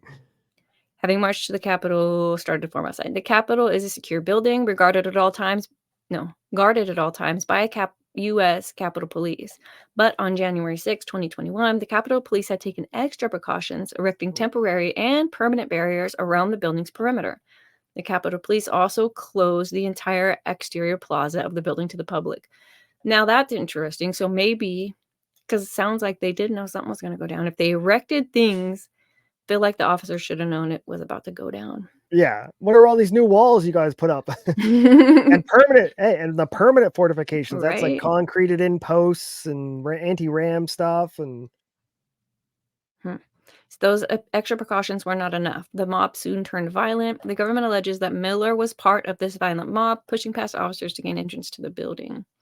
Miller's indictment. For the purposes of Miller's motion to dismiss count 3, the court must assume as true the allegations contained in the indictment, but may rely only on those allegations. So they're basically just setting forth why he got to where he got there. He's like, we can only look at what you're charged him with.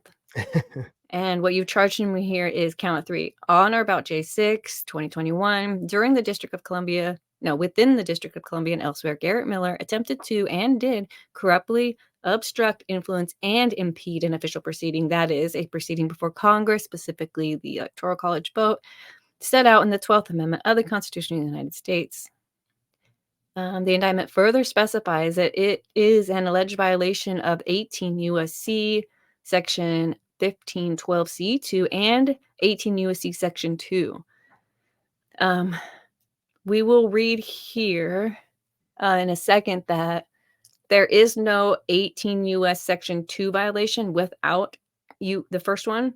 So this 18, if you get rid of that, there's no elements in Right. 2 to be met. So these would both disappear together.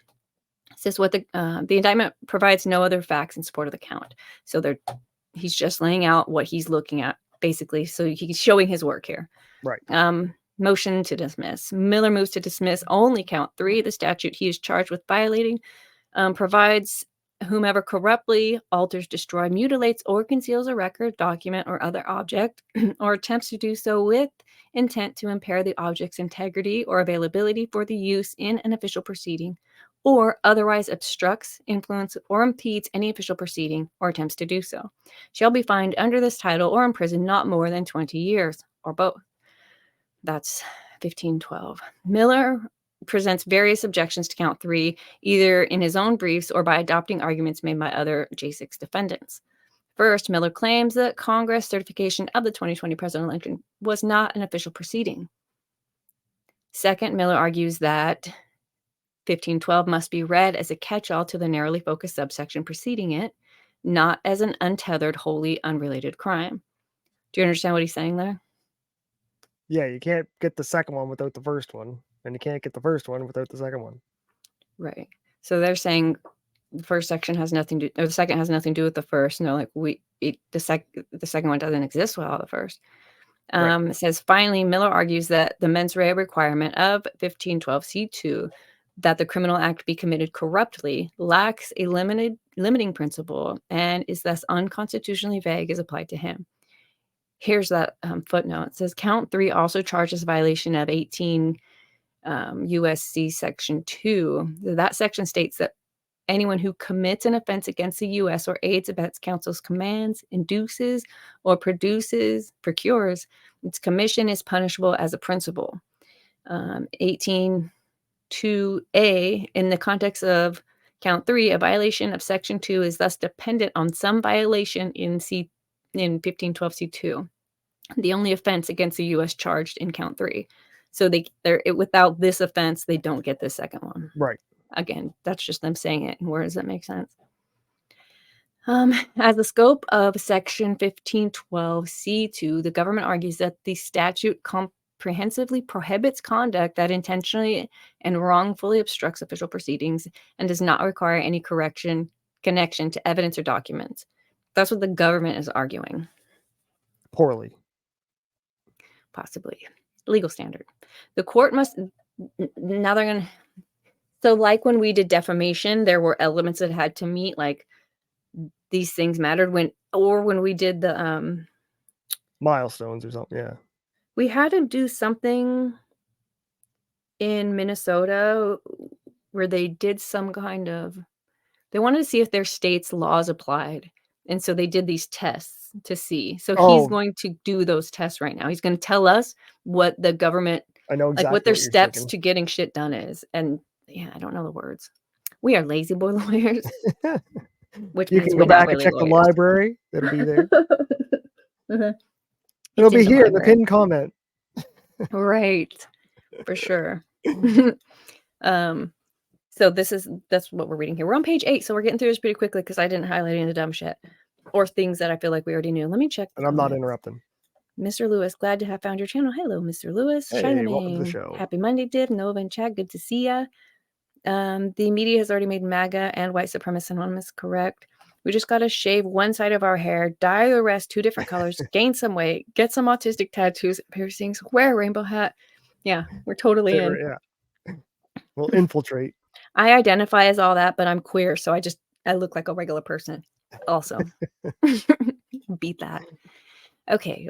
The court must exercise restraint when assessing the reach of criminal statutes because Miller challenges the scope of a federal criminal statute and its application to his alleged conduct. Additional interpretive rules apply. First, federal courts have traditionally exercised restraint in assessing the reach of a federal criminal statute. The Supreme Court has urged the restraint both out of deference to the prerogatives of Congress and out of concern that a fair warning should be given to the world in language that the common world will understand and what the law intends to do if a certain line is passed. Makes sense, right? Right. This prudent rule of construction continues with force today. Running parallel to this principle of the rule is lenity. The rule of lenity. Am I saying that right? Lenity? I'll go with it. Which one? Lenity. Okay. Lenity. Lenity. I don't know. It could be lenity. Who knows? The rule of L. The rule of L is vulnerable. Having arisen to mitigate draconian sentences in England and having been firmly established in English law by the time of Blackstone. Under the rule of lenity, courts construe penal laws strictly and resolve ambiguities in favor of the defendant.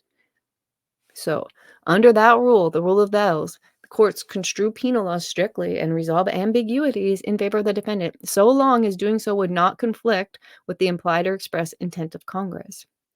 Under current doctrine, the rule of lenity applies to instances of grievous ambiguity. So there has to be some kind of real grievous ambiguity here for them to override the defendant's side of it. Or Congress's side of it. A construction that is arguably in tension with the rule's historical origins. Oh, okay. I don't know why I highlighted that. Anyways, 1, congressional certification of electoral college results is an official proceeding. So Miller said that was one of his first arguments, that it wasn't an official proceeding. And he's saying Miller's first argument that it wasn't an official, but this argument essentially ignores that as used in 1512, official proceeding is a defined term and its definition covers the congressional certification of electoral college results. So Scratch that one. is out. We're going to move on. That one don't count. Miller's indictment thus properly alleges an involvement with an official proceeding. 2, Miller's alleged conduct does not fit within the scope of section 1512 C2. Miller's second challenge is broader. He argues that section 1512 C2 does not make criminal his alleged actions on January 6th. Applying the traditional tools of statutory interpretation, text, structure, and the development of the statute over time, the court concludes that 3 readings of the statute are possible and 2 are plausible. This is therefore a circumstance in which the court must exercise restraint in assessing the reach of a federal criminal statute Right. and resolve ambiguities in favor of the defendant, as he taught us about a couple minutes ago. Says, the text of 1512 supports 3 possible readings. This is the judge showing us his work. This is what he did when he went through it. So Yes. we can decide which one sounds best to us as For someone who professionals. doesn't like his ruling can't go, well, he was thinking this. I'm like, nope, he's got it in writing right here. Right. Okay, so says A, the text of 1512C supports 3 possible readings of the statute. The court begins, as it must, with the text. Recall what section 1512C prescribes, that whomever corruptly alters, destroys, mutilates, or conceals a record, a document, or other object, or attempts to do so with intent to impair the object's integrity or availability for use in an official proceeding, or otherwise obstructs, influence, or impedes any official proceeding, or attempts to do so, shall be fined under this title or imprisoned not more than 20 years of both. Miller is charged with violating only subsection 2, so the otherwise obstructs, influences, or impedes.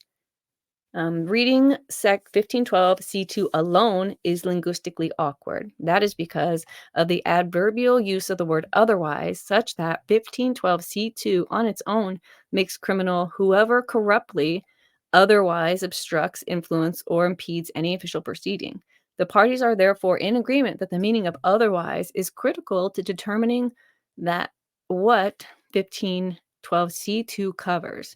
They differ, however, over what the meaning is and whether or how the word otherwise ties 1512C2 to the prior section, 1512C1.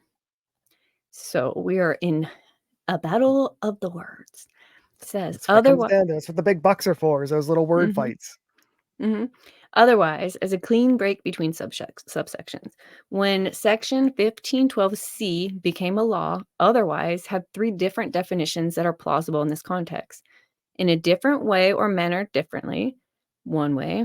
Second, in a different circumstance or under other conditions. And third, in other respects.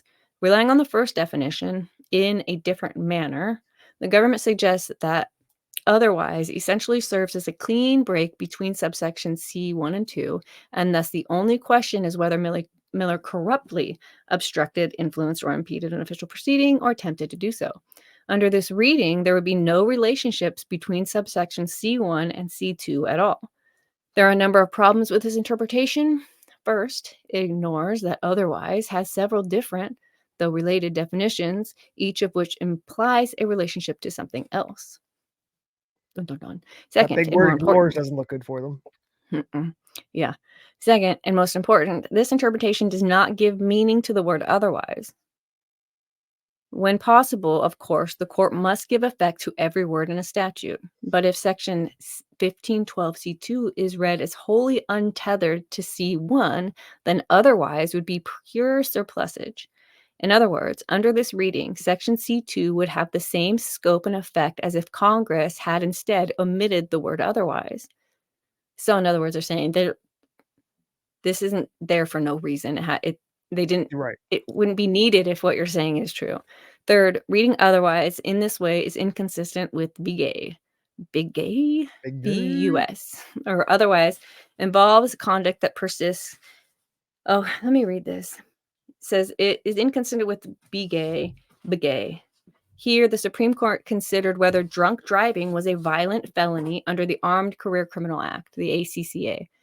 And the ACC defined violent felony as any crime punishable by imprisonment for a term exceeding 1 year that is burglary, arson, and extortion, involves use of explosives, or otherwise involves conducts that present a risk or physical injury to another. So a big Making part the of car the otherwise. making the other people needing to be the otherwise, I think. Because it says the word otherwise in this way inconsistent with begay, where the Supreme Court considered we'll keep reading. It says crucial to the court's analysis was what otherwise meant.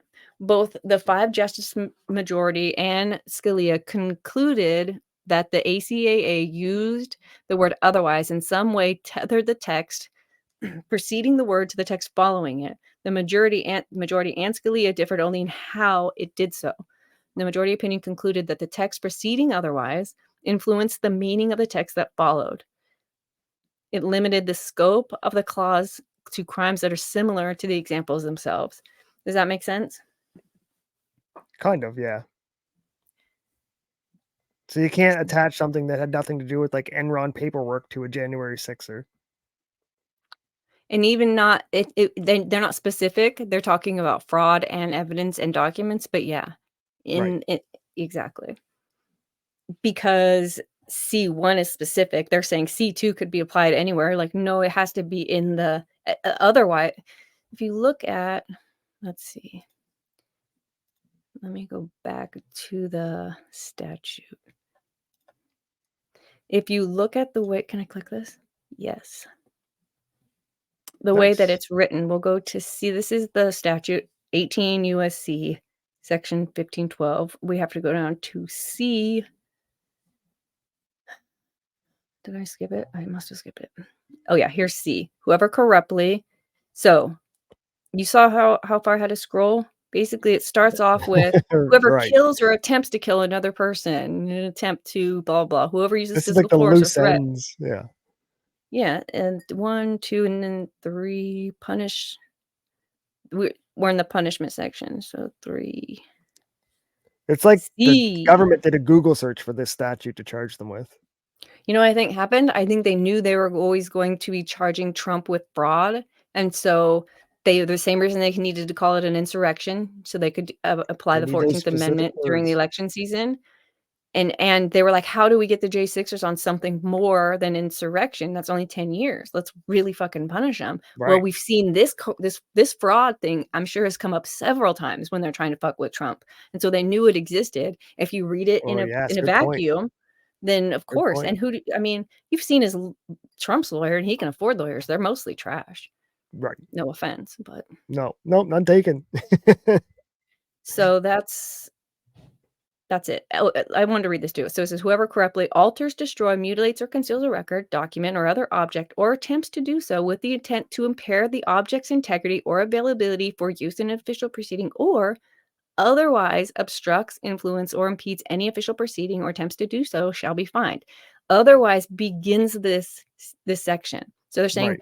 otherwise what? Otherwise is an adverb. The adverb is doing, it's actually, I don't know if that's right.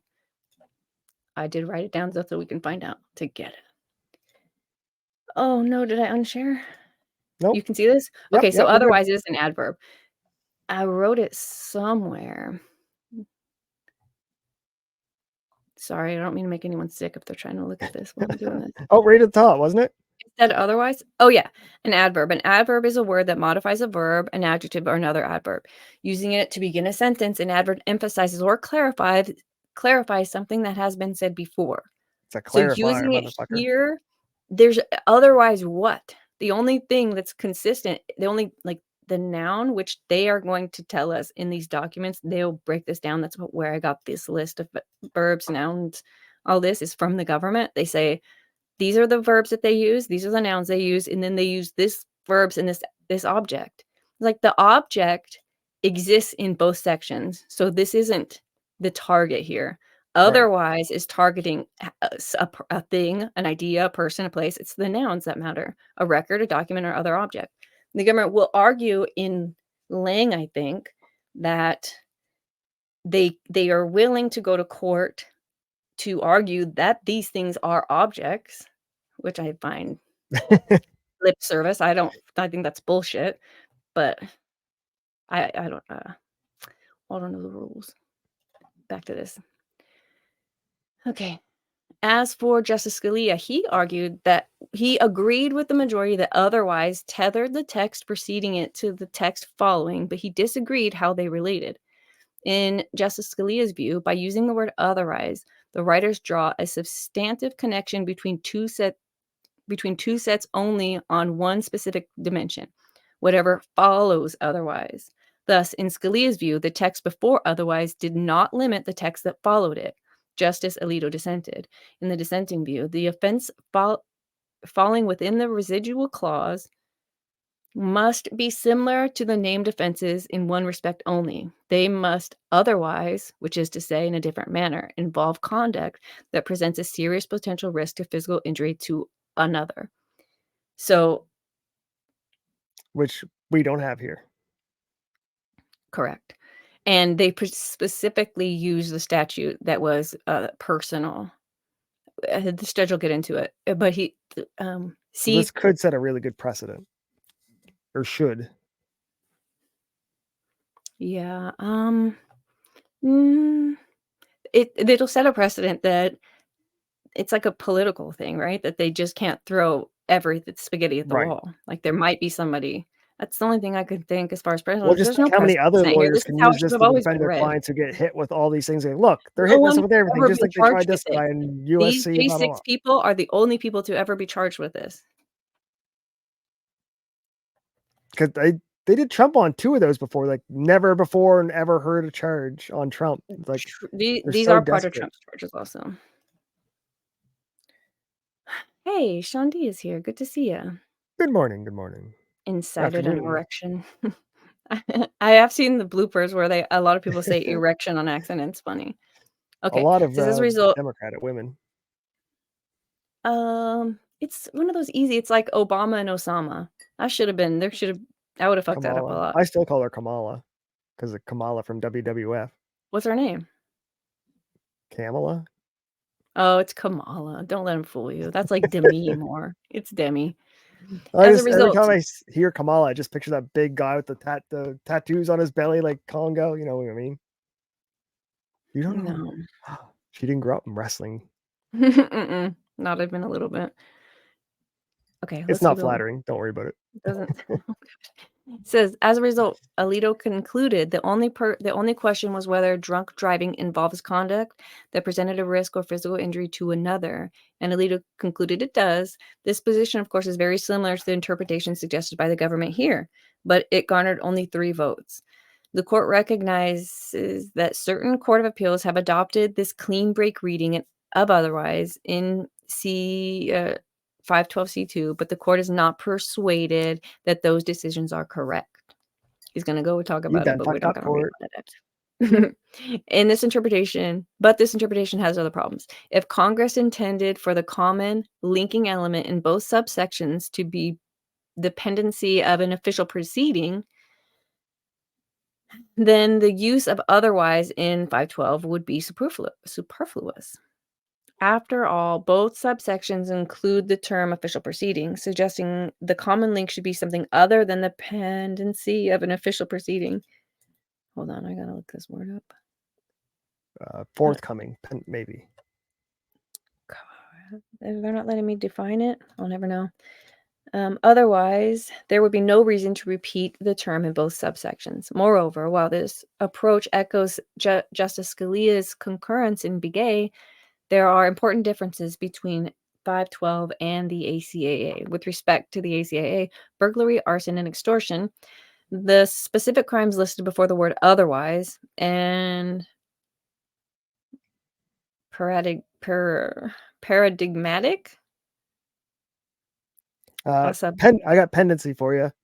The state, condition, or period of being pending or awaiting a settlement. Oh, that makes sense. Other than the pendency.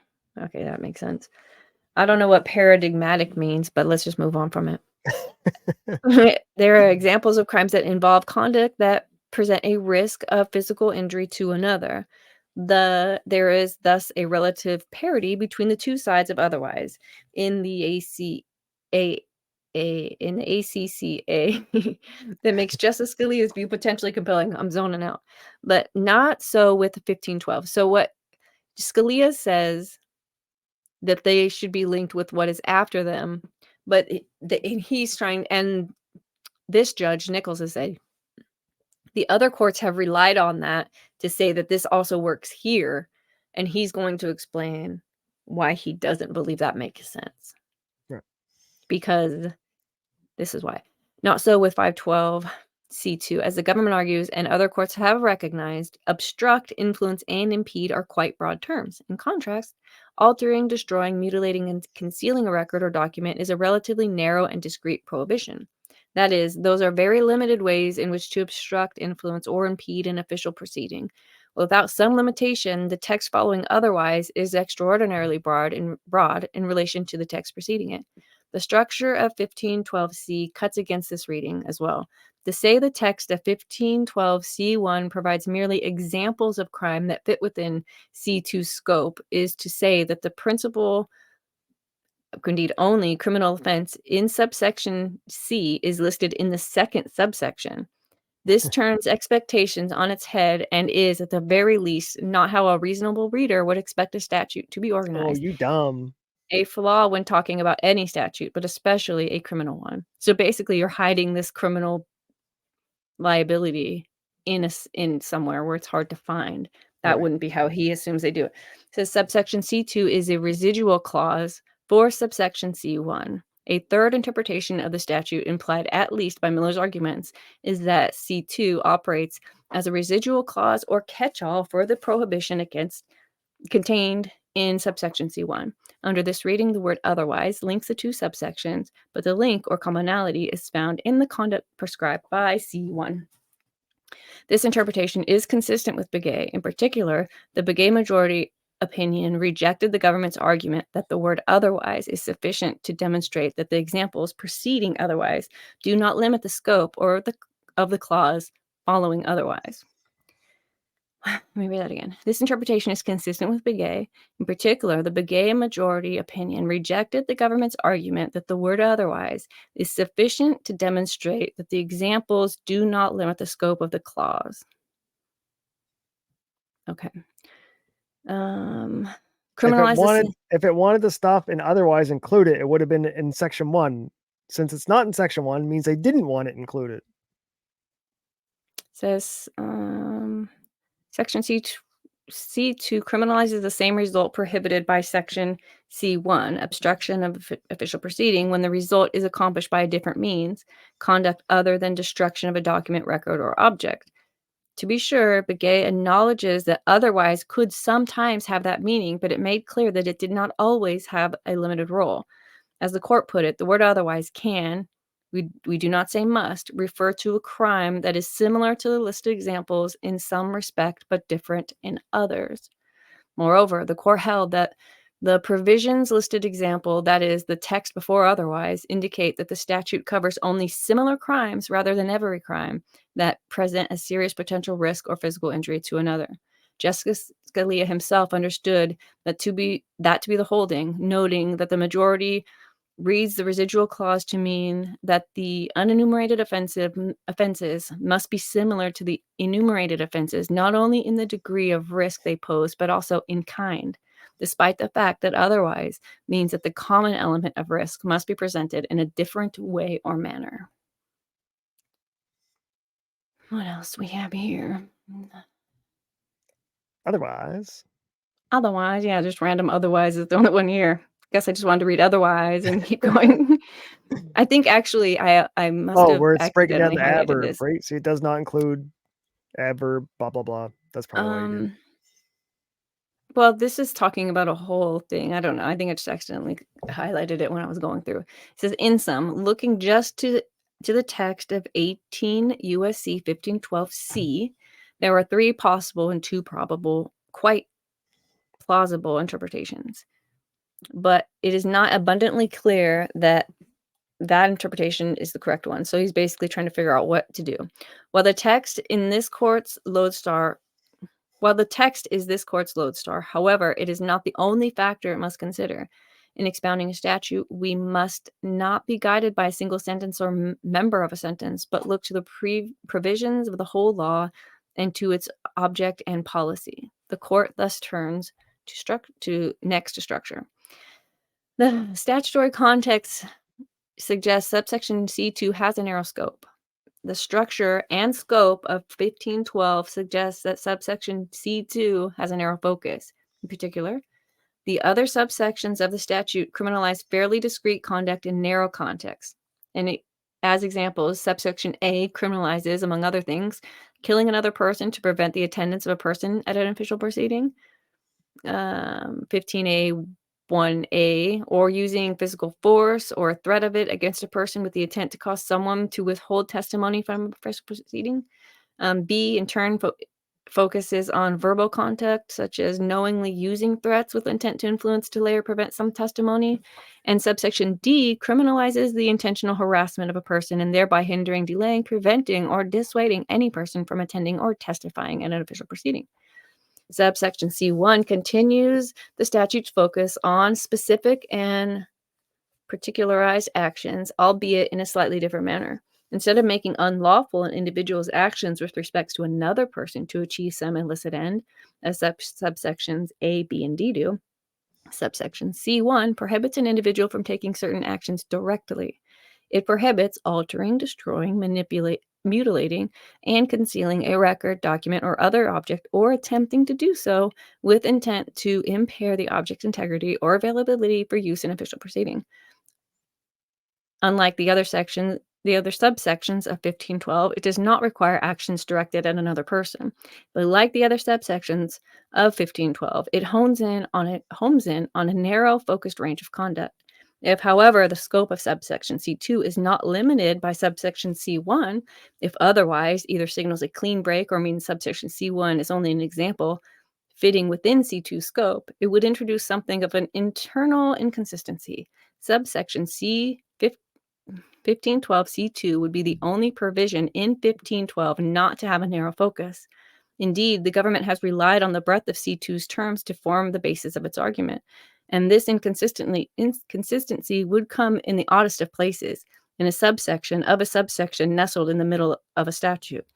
At a minimum, a reader would not expect to find in a statute that is otherwise narrowly and consistently tailored a criminal prohibition of exceptionally broad scope, especially in that location. Congress does not hide elephants in mouse holes, but this seems precisely that. Not only does Congress not hide elephants in mouse holes, there's a citation for that. That's one of their rules. They got it on a jacket. A different reading. Okay, so that, do you see what they're saying here? He's like, this makes no sense to read it your way. Right. We just. Yeah, you did read those words and in that order, but that doesn't mean what you think it means. Right.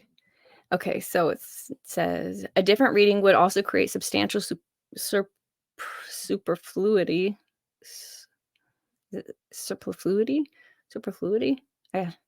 Problems. Never mind. It's at the top of this page. Superfluity. Problems. After all, if subsection C2 is not limited by subsection C1, then the majority of 1512 would be unnecessary. At a minimum, conduct made unlawful by at least 11 subsections, and they're listed, of 1512 would also run afoul of C2. To be sure, is not typically by itself sufficient to require a particular statutory interpretation. But here, such substantial overlap without the same section suggests that Congress did not mean 1512 C2 to have so broad a scope. The historical development of 1512 suggests that 1512 C2 operates as a catch-all to 1512 C1. They're going to tell us about why this even exists. Prior to the enactment of subsection C1512C in 2002, 1512 made criminal only actions directed to other persons. For examples, at that time, subsection B2 provided a bunch of different shit. Other subsections similarly prohibited conduct directed at causing or influencing another person to take improper action. This created a gap in the statutory scheme. Section 1512 made it unlawful to cause another person to take certain steps, such as to alter, destroy, mutilate, or conceal an object, but did not make it unlawful for a person to take such action directly. Section 1512 filled that gap and took much of its language from 1512B. Okay, so 1512C filled the gap and used most of its language from B. So to say that it should be not narrowly construed is wild, but he's going to compare the two provisions. B on the left, C is on the right. I'm not doing any of that. You just have to believe him that he did that. Take your word for it. Yeah, he showed his work. A fair inference is that by adding subsection C to fill the gap in 1512 and by drawing heavily from a single provision out of 4 already included in subsection B, Congress intended subsection C to have a narrow, limited focus, just like subsection B to B. The only difference is that subsection C does not include the requirement of acting through another person, that the same Congress further adopted all of section 1512 B2 and 1512 2A to B, rather than just one subsection B2, further suggests that its enactment of 1512 C1 was intended to be narrow. Perhaps just as important, if subsection C2 is as broad as the government contends here, there would have been no need for the very same Congress to add 1512 2B just 3 months later. Right. Do you see what he's saying here? Right. If this covered everything, then they wouldn't have come back and needed it to cover something else. Yeah, wouldn't have finished the job. If anything, the legislative history supports a narrow reading of subsection C2. Legislative history, for those who take it into account, is meant to clear up ambiguity, not create it. The government relies on legislative history, but it does not support the government's position. Oops. So the government's the defendant here, right? Or the government's not. The government's The prosecutor. the government is the plaintiff, I guess. No, the government's trying Yeah. to push this charge, and the other guy's saying, this charge, no, fuck off. And the government's like, no, we need it, please. Right. So when it says the government relies on legislative history, but it does not support the government's position, it just seems confusing because it's supposed to rely on this, but the current government is being ridiculous. It says Section Wildly 15C was ridiculous. enacted, and yeah, this is where it gets important. It says Section 15C was enacted as part of the Sarbanes-Oxley Act of 2002. The Sarbanes-Oxley Act, all agree, was prompted by the exposure of Enron's massive accounting fraud and revelation that the company's outside auditor, Arthur Andersen, had systematically destroyed potentially incriminating documents.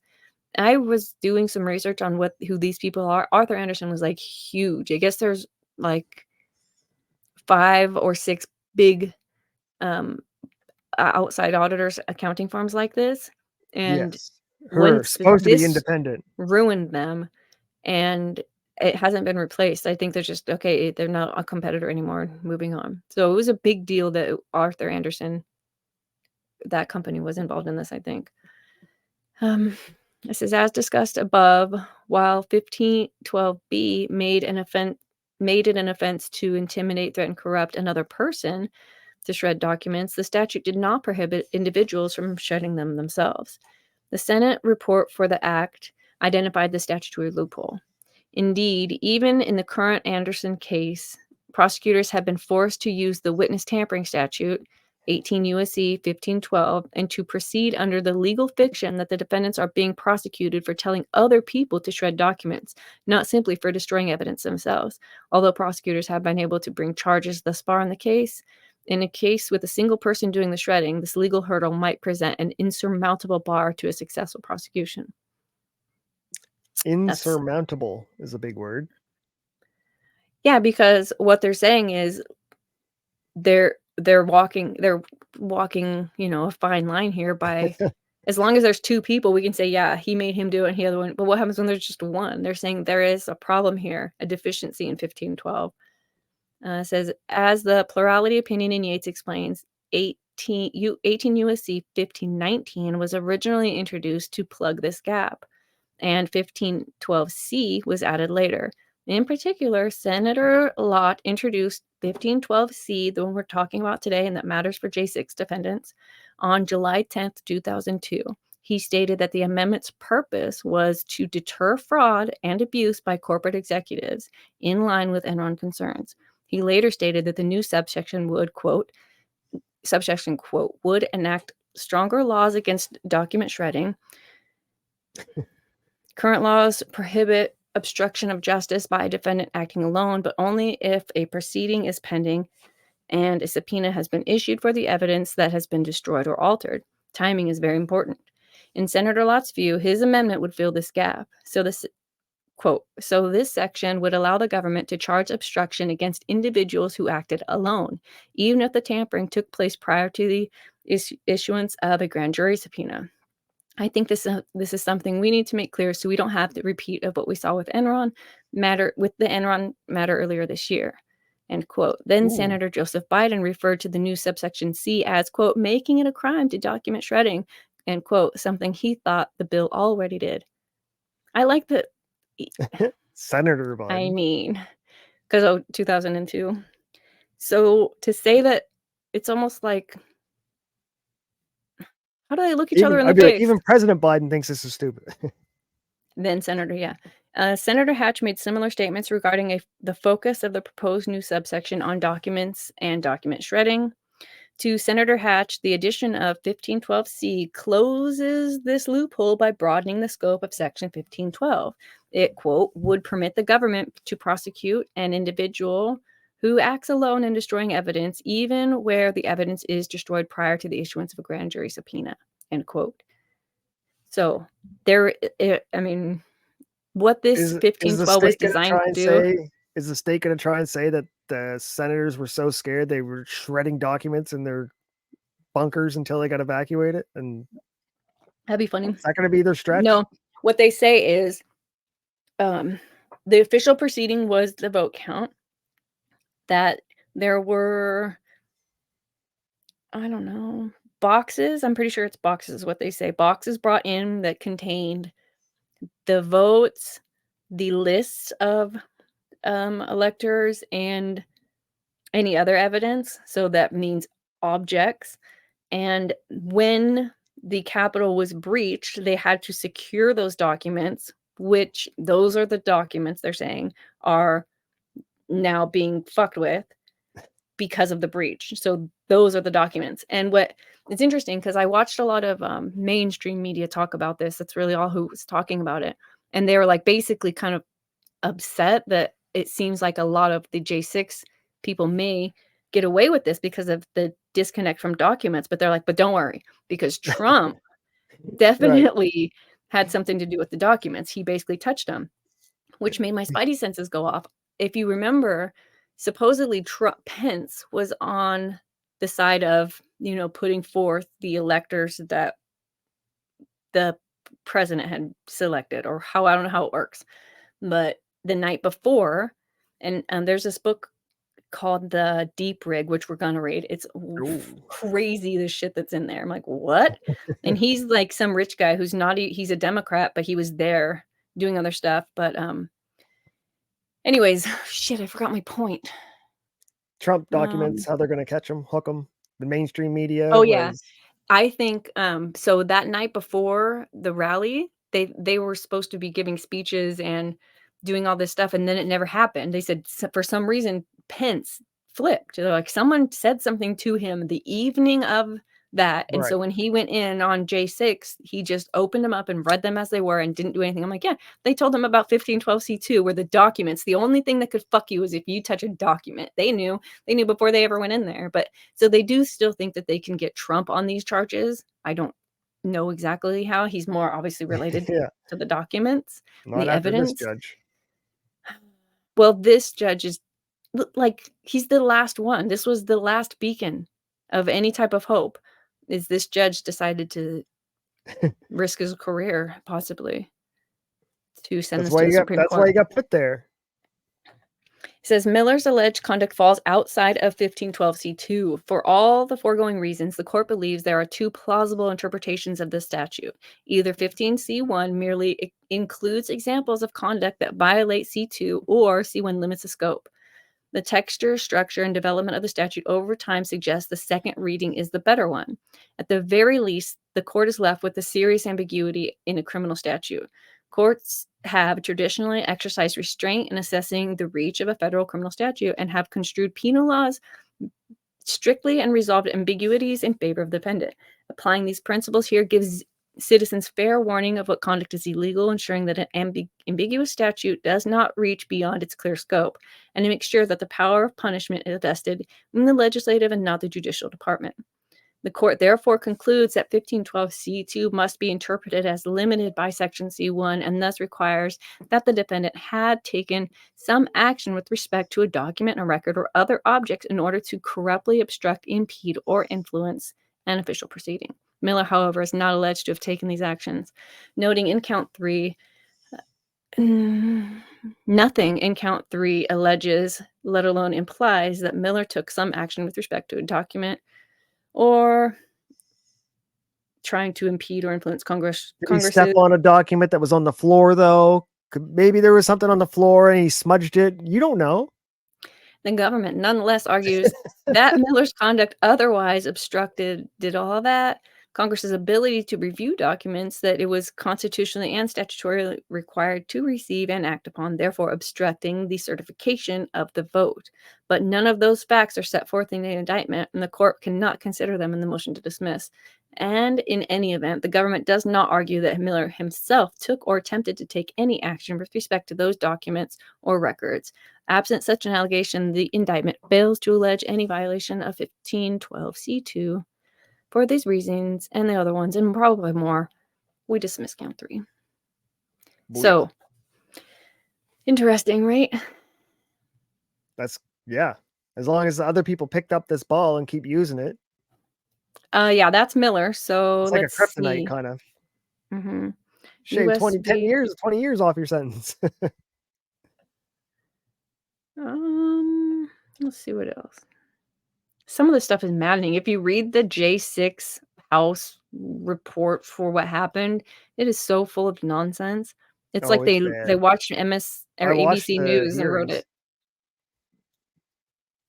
Because they just do it for the transcript, right? So they get up there and they get their 5 minutes. Each senator gets their 5 minutes. So the Democrats say the most outlandish, craziest shit ever. Doesn't matter because all the yelling and stuff is silenced out. So all the record shows is, yeah, there was violence and there was crazy stuff happened, and it had to be true because this senator said it on the floor. So this is another guy called Edward Jacob Lang. He's also in front of same Judge Nichols, and this was filed April 29. So after Miller's is done, this must be the second one because Miller's was March, this was April, and then the third one, Fischer, is see my last write-up, bitch. Is that what he's gonna say? Kind of. Let's see. This one's only 12 pages, and I highlighted it so we won't have to read everything. It says, point 1, the government is exceeding the scope of and intent of 1512. 1512 was neither enacted nor has it applied to similar circumstances to this case that I can find. DOJ Title 9, 1729, and the DOJ archives both state the exact same congressional intent as Section 1512 of Title 18 constitutes a broad prohibition against tampering with evidence, victims, or informant. With a witness, victim, or informant. It prescribes conduct intended to illegitimately affect the presentation of evidence in federal proceedings or the communication of information to federal law enforcement officers. It applies to proceedings before Congress, executive departments, and administrative agencies, and to civil and criminal judicial proceedings, including grand jury proceedings. In addition, the section provides extraterritorial federal jurisdiction over the offenses created herein. So that's what the intent of Section 1512 of Title 18 is meant to do. Specifically, 18 U.S.C. 1512 states in Section C, whoever corruptly, Section 2, which they're charged with, otherwise obstructs, influences, or impedes any official proceeding or attempts to do so. Again, 15C2 does not make criminal the alleged actions against delaying on January 6th, even if accepted as true. Respectfully, 1512 is a gross overcharge when, for example, there are similar federal statutes such as 1505 containing a practically similar language such as whoever corruptly or by threats of force or by any threatening letter or communication influences, obstructs, or implies or endeavors to influence, obstruct, or impede and the due and proper administration of the law under which any pending proceeding is being had before any department or agency in the U.S., or the due and proper exercise of the power of inquiry under which any inquiry or investigation is being had by either house or any committee of either house or any joint committee of the Congress. I guess they could have charged him with this. Coulda. corruptly or by force or by threatening letter, communication, obstruction, impedes the endeavor to influence. Yeah, sounds like that could work. As always with statutory construction, the first question is whether Congress has directly spoken to the precise question at issue. As the Barr memo highlights, not only is an all-encompassing reading of 1512c2 contrary to the language and manifest purpose of the statute, but it is precluded by a fundamental canon of statutory construction applicable to statutes of this sort. Statutes must be construed with reference to the constitutional framework within which they operate. It's interesting the things that they Hatch, then Senator Biden, Barr memo, like the things that they're pointing out. They're like, these are your guys saying it. The Mueller she wrote memo. on it. I'm back. I think I'm back. Yeah. Did you? Okay. Point 2. Mr. Lang alleged conduct falls outside of C2. So this is the second guy. A little bit different argument, but at least you're going to hear what he thinks. Anyways, applying the principles this court applied in Miller establishes how an indictment must give citizens fair warning of what conduct is illegal, ensuring that an ambiguous statute does not reach beyond its clear scope. Quoting Right. Miller. A. No pre-planning. Lang went by himself to the Capitol. The cases the government cite involve cases where the defendant actually entered the building with an alleged specific plan. Lang, however, is not alleged to have had a plan and attempted to take action on it. Lang walked right into a situation where police brutality was being inflicted on peaceful protesters. Lang was right where bodies were being trampled on and was attempting to get people out of the mess. For over 2.5 hours, Lang never even bothered to enter the building, let alone with a pre-planned purpose. Most importantly, the superseding indictment does not state or allege conduct that Lang took a single action with respect to a document or record that otherwise obstructed or influenced Congress's certification of the electoral vote. Edward Jacob Lang did not bring any weapon to the Capitol and did not take any action with respect to any document or record. The indictment allegations rather alleged situations where Mr. Lang assaulted or attempted to assault police officers by means of using a shield, which was at the Capitol, a baseball bat, which was brought by the Capitol to the Capitol by another, and by means of kicking with his feet.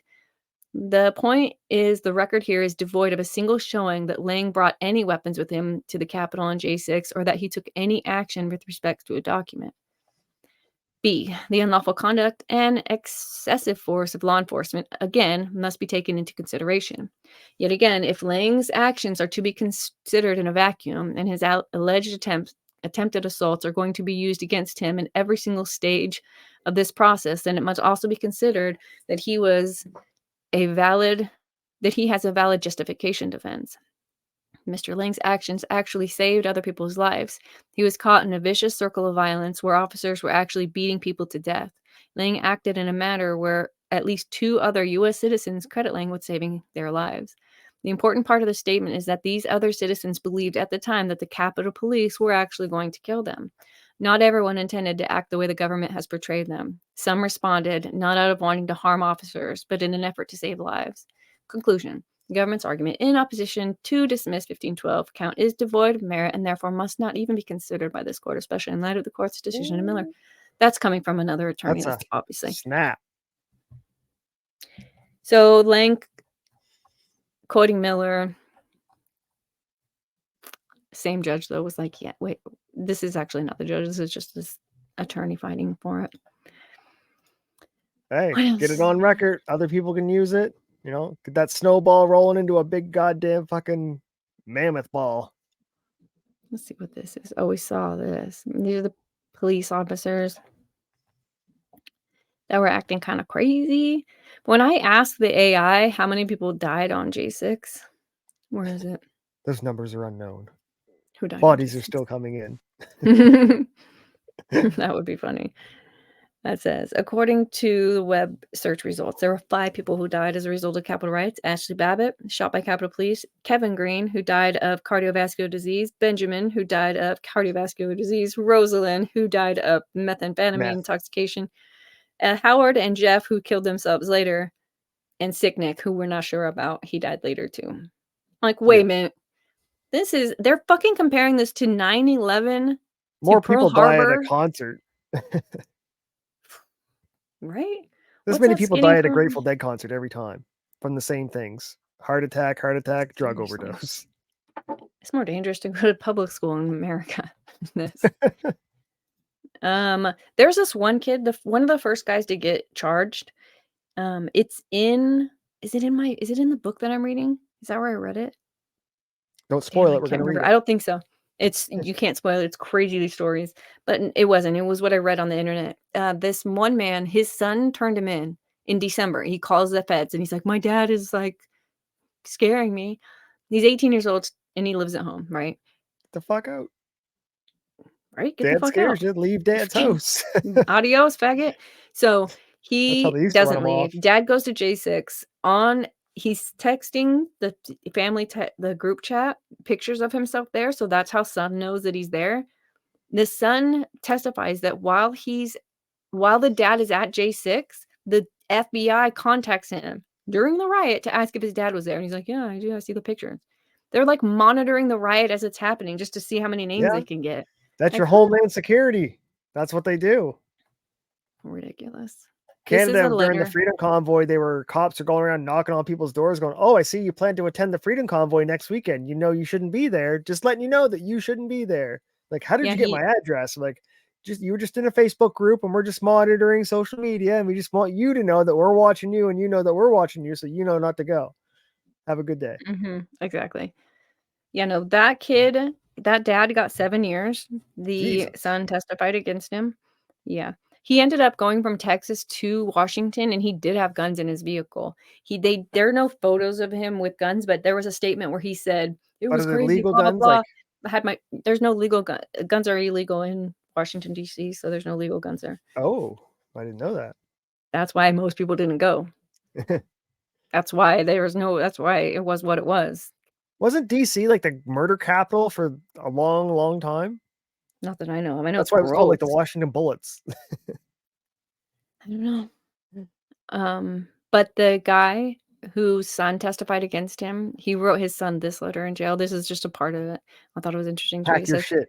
That's what that'd be it. Pack no, he your did shit. move out afterwards because it was too stressful, even though he told the FBI that he would stick around and help his 2 sisters and mom survive once they arrested the dad, the oil rigging working father, hardworking man who I can't even imagine they were able to replace him at all. But no, instead of helping his family, he fucking leaves, gets a GoFundMe to $150,000. And when the family's like, "Any help?" He was like, "It's GoFundMe, not GoFund we or whatever." Right. So he doesn't. They go to open a GoFundMe. GoFundMe tells them to fuck off because they're related to an insurrectionist. I don't know where they get their information.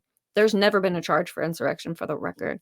And they have to use Give, Send, Go Give, because Send, Go. GoFundMe won't let them use their platform. I What bet a you this fucking kid commie. was an ally to the agenda. Yeah. He looked like he was an ally. I have no He idea what he he's looks like just by 2 what days he away did. from getting his dick hacked off. But that's what they did back during the Nazi. Like they said, report your parents. Call this number, get your parents taken away. Exactly. There's other things here. Let's see. Now I don't have a bedtime. I don't know how I can't pay the bills, but now I don't have a bedtime. This is a letter from Thomas Jefferson to James Madison. It's really long. We won't be able to read the whole thing. But somewhere in here he says, "Oh my Lanta." This is too long. I'll find it. When your kid turns 18, kick him out. It does. It says that, I'm sure. It was probably 13 or 12 back then.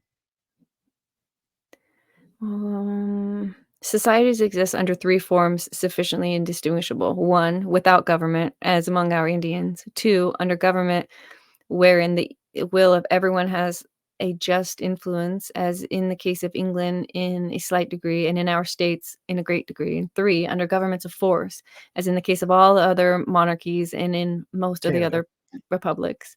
To have an idea of the curse of existence under these last, they must be seen. It is a government of wolves over sheep. It is a problem not clear in my mind that the first condition is not the best, but I believe it to be inconsistent with any great deal of population. So in other words, no government would be ideal, but that's not a thing with too many people. Right. The second state has a great deal of good in it. The mass of mankind under the under that enjoys a precious degree of liberty and happiness. It has its evils too, the principal of which is the turbulence to which it is subject. But weigh this against the oppressions of monarchy, and it becomes nothing. What else does he say? He says something particular. Weigh this against the oppressions of monarchy, and it becomes nothing. Malo. I don't know what that means. Malo periculosum. Oh, it's not English. That's why. Libertatem quam some. Latin. Yeah, it says. I think it says. Something about peaceful liberty is better than. No, it's not that. It's not peaceful liberty. It's Struggle for freedom is better than peaceful slavery. oppression. Yeah. Something. That. Yes. That's what that says. Even this evil is productive of good. If it prevents the degeneracy of government and nourishes a general attention to the public affairs. I hold it that a little rebellion now and then is a good thing and is necessary in the political world as storms in the physical. Unsuccessful rebellions indeed generally establish the encroachments of the right of the people which have produced them. An observation of this truth should render honest Republican governors so mild in their punishment of rebellion as not to discourage them too much.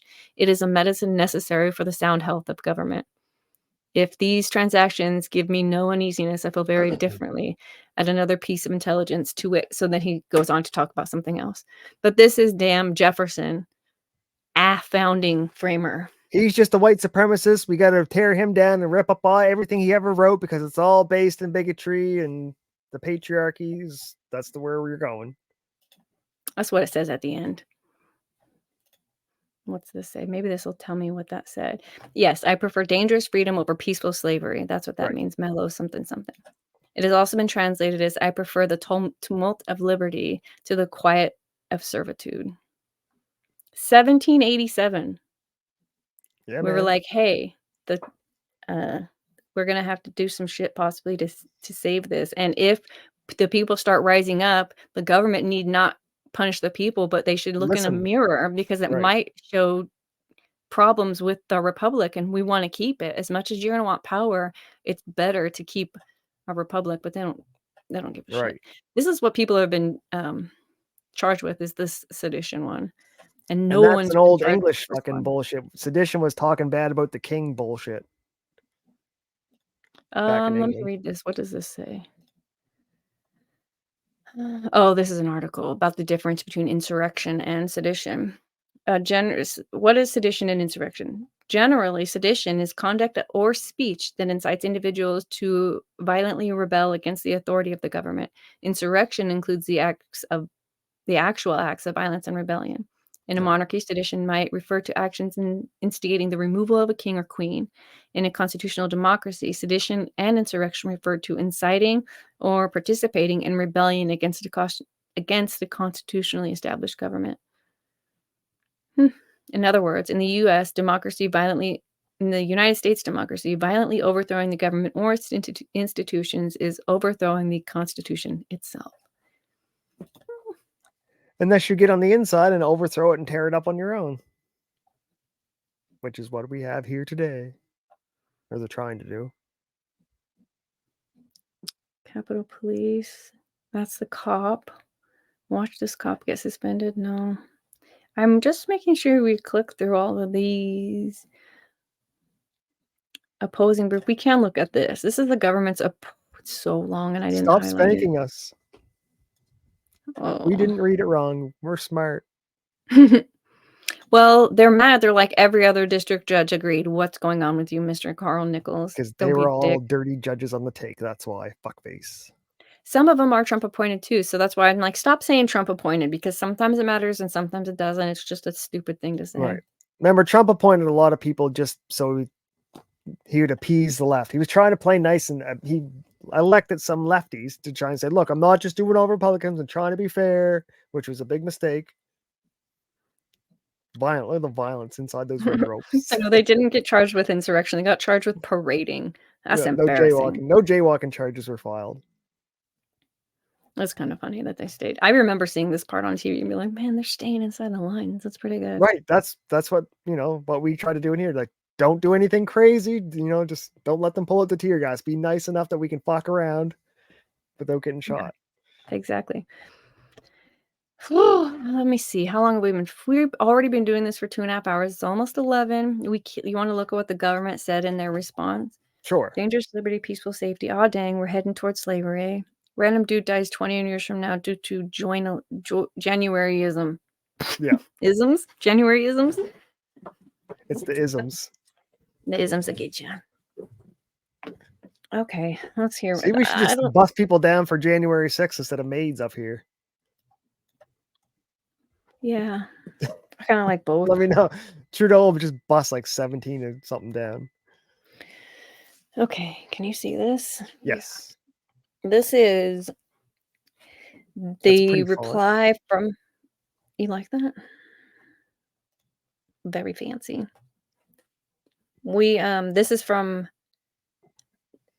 Lang, Miller, Fischer. This is the government's response to this grouping of bullshit. This is after the judge said you're stupid? This is them trying to not get the Supreme Court to get the stupid. Take it up. Yeah. But they did anyway, so this didn't matter. They found this not compelling. But we read what the judge said. We read what Miller's lawyer said. So now we can read what the government says. I didn't highlight any of this, so we're just gonna have to deal with it. But it looks like we got to page 8 pretty easy, so there we go. That's good. A statement. The petition for writs of I'm not going to start on this sentence. What the next sentence is. In each case, okay, no, Satori, maybe.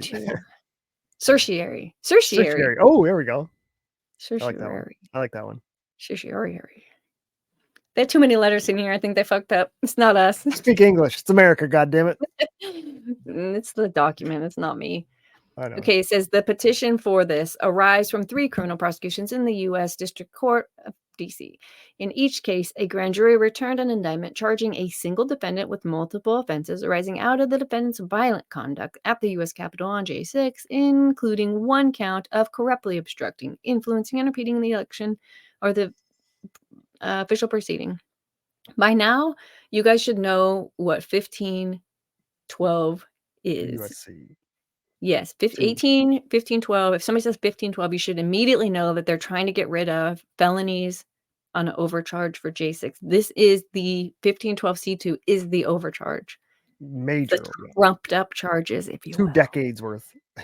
It says the district court granted each defendant's pretrial motion to dismiss the section 1512 count. Miller, Fischer, and the Court of Appeals consolidated the government's 3 interlocutory appeals and reversed. On January 6th. This is what happened that day. Okay, I guess we'll read it. On J6, both houses of Congress met in a joint session to certify the results. As Congress was undertaking its constitutional and statutory obligation, thousands of supporters of the losing candidate, Donald J. Trump, converged on the U.S. Capitol to disrupt the proceedings. The mob soon turned violent as rioters broke through the protective lines of the U.S. Capitol, assaulted officers, and shattered windows. The chaos wrought by the mob forced members of Congress and then Vice President Michael Pence, presiding at the joint session in his role as President of the Senate, to stop the certification and flee for safety. In the House chamber where the joint session of Congress had been occurring, police officers barricaded the door with furniture and drew their weapons to hold off rioters, while members of Congress and their staff were evacuated for safety. Senate Staff Report 26. Senate Staff Report 26, I did pull up. It is a whole lot of junk. You should read it. It's actual trash. I'm like, what the fuck? I believe it. If the Senate wrote it. It's transcribed from, I don't know, it's like hearing? ABC News. No, it's all trash. It's just crap. It's like bad. I'm going to pull it up real quick so I have it. See, if you get the news to make outlandish statements, then you can just refer to the news as outlandish statements as your fact, and you were never wrong in making outlandish statements. Exactly. That's their circle jerk. It's retarded. Okay. So in the House chamber where the joint session of Congress had been occurring, police officers barricaded the doors with furniture. Senate staff report. Congress was unable to resume the certification process for nearly 6 hours as officers, agents, and members of the National Guard worked to reestablish control of the Capitol and clear out the hundreds of people who had disrupted the joint session. The events of J6 marked the most significant assault on the Capitol since the War of 1812. Yeah, we won that one. Oh shit. The rampage left multiple people dead and injured approximately 140 law enforcement officers, including one who died on January 7th after being sprayed by rioters with bear spray, which they've now said there was no bear spray. So the fact that it's here in this legal document In just does writing for everything. history. It's like For trying to history, piss me off. you'll never win an argument because it's there now. That's the maddening shit. They Right? they quoted a report that didn't have to be fact checked. What the fuck? Never. Nothing. And now And the for history, like when your kids go and read these cases, you're like, it was crazy. Mm-hmm. The rampage, I already read that. In the aftermath of the riot, workers labored to sweep up broken glass, wipe away blood, and clean feces off the walls. Where the fuck did that come from? I didn't know Citation Amber Heard needed. was there. Right. Yeah, I don't buy that. Not at all. Feces? Where'd they get the feces? Out their AOC. butts? This didn't happen. That's The cool Tim Hortons rules. pooper was there. What? Did she fling poo on people? You never saw the Tim Hortons pooper? I probably did. Don't show me. I did. I definitely did. Do not show me. 2. Petitioners were each charged in separate federal indictments in the District of Columbia with multiple offenses arising from their participation in the J6 intrusion of the U.S. Capitol, including 1 count each of corruptly obstructing influence in Section 1512C2, where it says that you're not allowed to do that. The relevant charging language in each indictment was identical. For example, the grand jury's indictment against petitioner Lang charged that on or about J6, the District of Columbia attempted to do all the things in 1512. In addition to 1512C2 count, Lang was also charged with 4 counts of assaulting a federal officer, a violation of 111A, 3 counts of assaulting a federal officer using a dangerous weapon, USC 11A and B, same section 18, and 1 count of civil disorder in violation of 231A3, 1 count of disorderly conduct in a restricted area with a dangerous weapon, and 1 count of engaging in physical violence in a restricted area with a dangerous weapon. And 1 count of disorderly conduct in the Capitol building, a violation of 40 USC something, and 1 count of physical violence in the Capitol building. So those are this dude's counts. So he's not trying to get all of these dismissed, just the 1. Right. In a separate indictment, petitioner Fischer was charged with Section 1512C2 count and 1 count of each obstructing and interfering with a law enforcement officer during the commission of a civil disorder in violation of 231A, assaulting a federal officer. Same. I'm not going to read through all of those. The 3rd indictment, Miller, was charged with 1512C2, 1 count of that and 2 counts of obstructing or interfering with law enforcement officer during the commission of civil disorder, which is 231A, assaulting a federal officer, 2 counts of transmitting a threat in interstate commerce, 1 count of entering the restricted area, disorderly conduct, impairing the ingress or egress of a restricted area. Impairing, he blocked the door, 1 count of disorderly conduct in the Capitol building, and impeding Didn't the passage. cops block the doors? I 1 thought the count of cops barricaded the parading. doors. Yeah, but then once you got on the other side, now you were blaring. You didn't clean it up. That's the problem. Okay. The district court granted Miller's pretrial motion to dismiss 1512. Although the court agreed with the government that the joint session of Congress on J6 was an official proceeding, the court took the view that the conduct alleged in the indictment did not fit within the scope of 1512. The court viewed that provision as being implicitly limited to language of Section C1, which makes it a crime to corruptly alter, destroy, mutilate, or conceal records, documents, or other objects with the intent to impair the object's integrity. In the court's view, 1512C2 applies only if a defendant took some action with respect to a document, a record, or other object. The court acknowledges that alternative readings of Section 1512C2 are possible. but it viewed its document-focused reading as presenting the fewest interpretive problems and as the most consistent with the statutory context and history. Thus, although Miller's indictment charged him with corruptly obstructing an official proceeding by participating in the events at the Capitol on J6 that disrupted and delayed the joint session, the district court dismissed 1512C2 count on the grounds that it did not allege that Miller personally took some action with respect to a document. The government moved for reconsideration, contending both that the court's construction of 1512C2 was incorrect and that in any event dismissal of the count was unwarranted because the indictment gave the defendant sufficient notice of his violation under the document-focused construction. I don't know what they're saying. The court denied the motion, adhering to its view that the indictment was insufficient because nothing in the indictment informs Miller of what actions he is alleged to have taken with respect to some documents. The district court later incorporated its reasoning to similarly grant pretrial motions to dismiss Section 1512 against Fischer and Lang. The Court of Appeals consolidated the government's interlocutory appeals, reversing the orders of dismissal and remanding for further proceedings. The court determined that Section 1512C2 applies to all forms of corrupt obstruction official proceedings other than conduct that is already covered by C1, and the district court has erred in construing Section 15C2 to only read as actions taken with respect to documents or other objects. Oh, this is long. The Court of Appeals began by examining the text of 1512C, which it found to be ambiguous.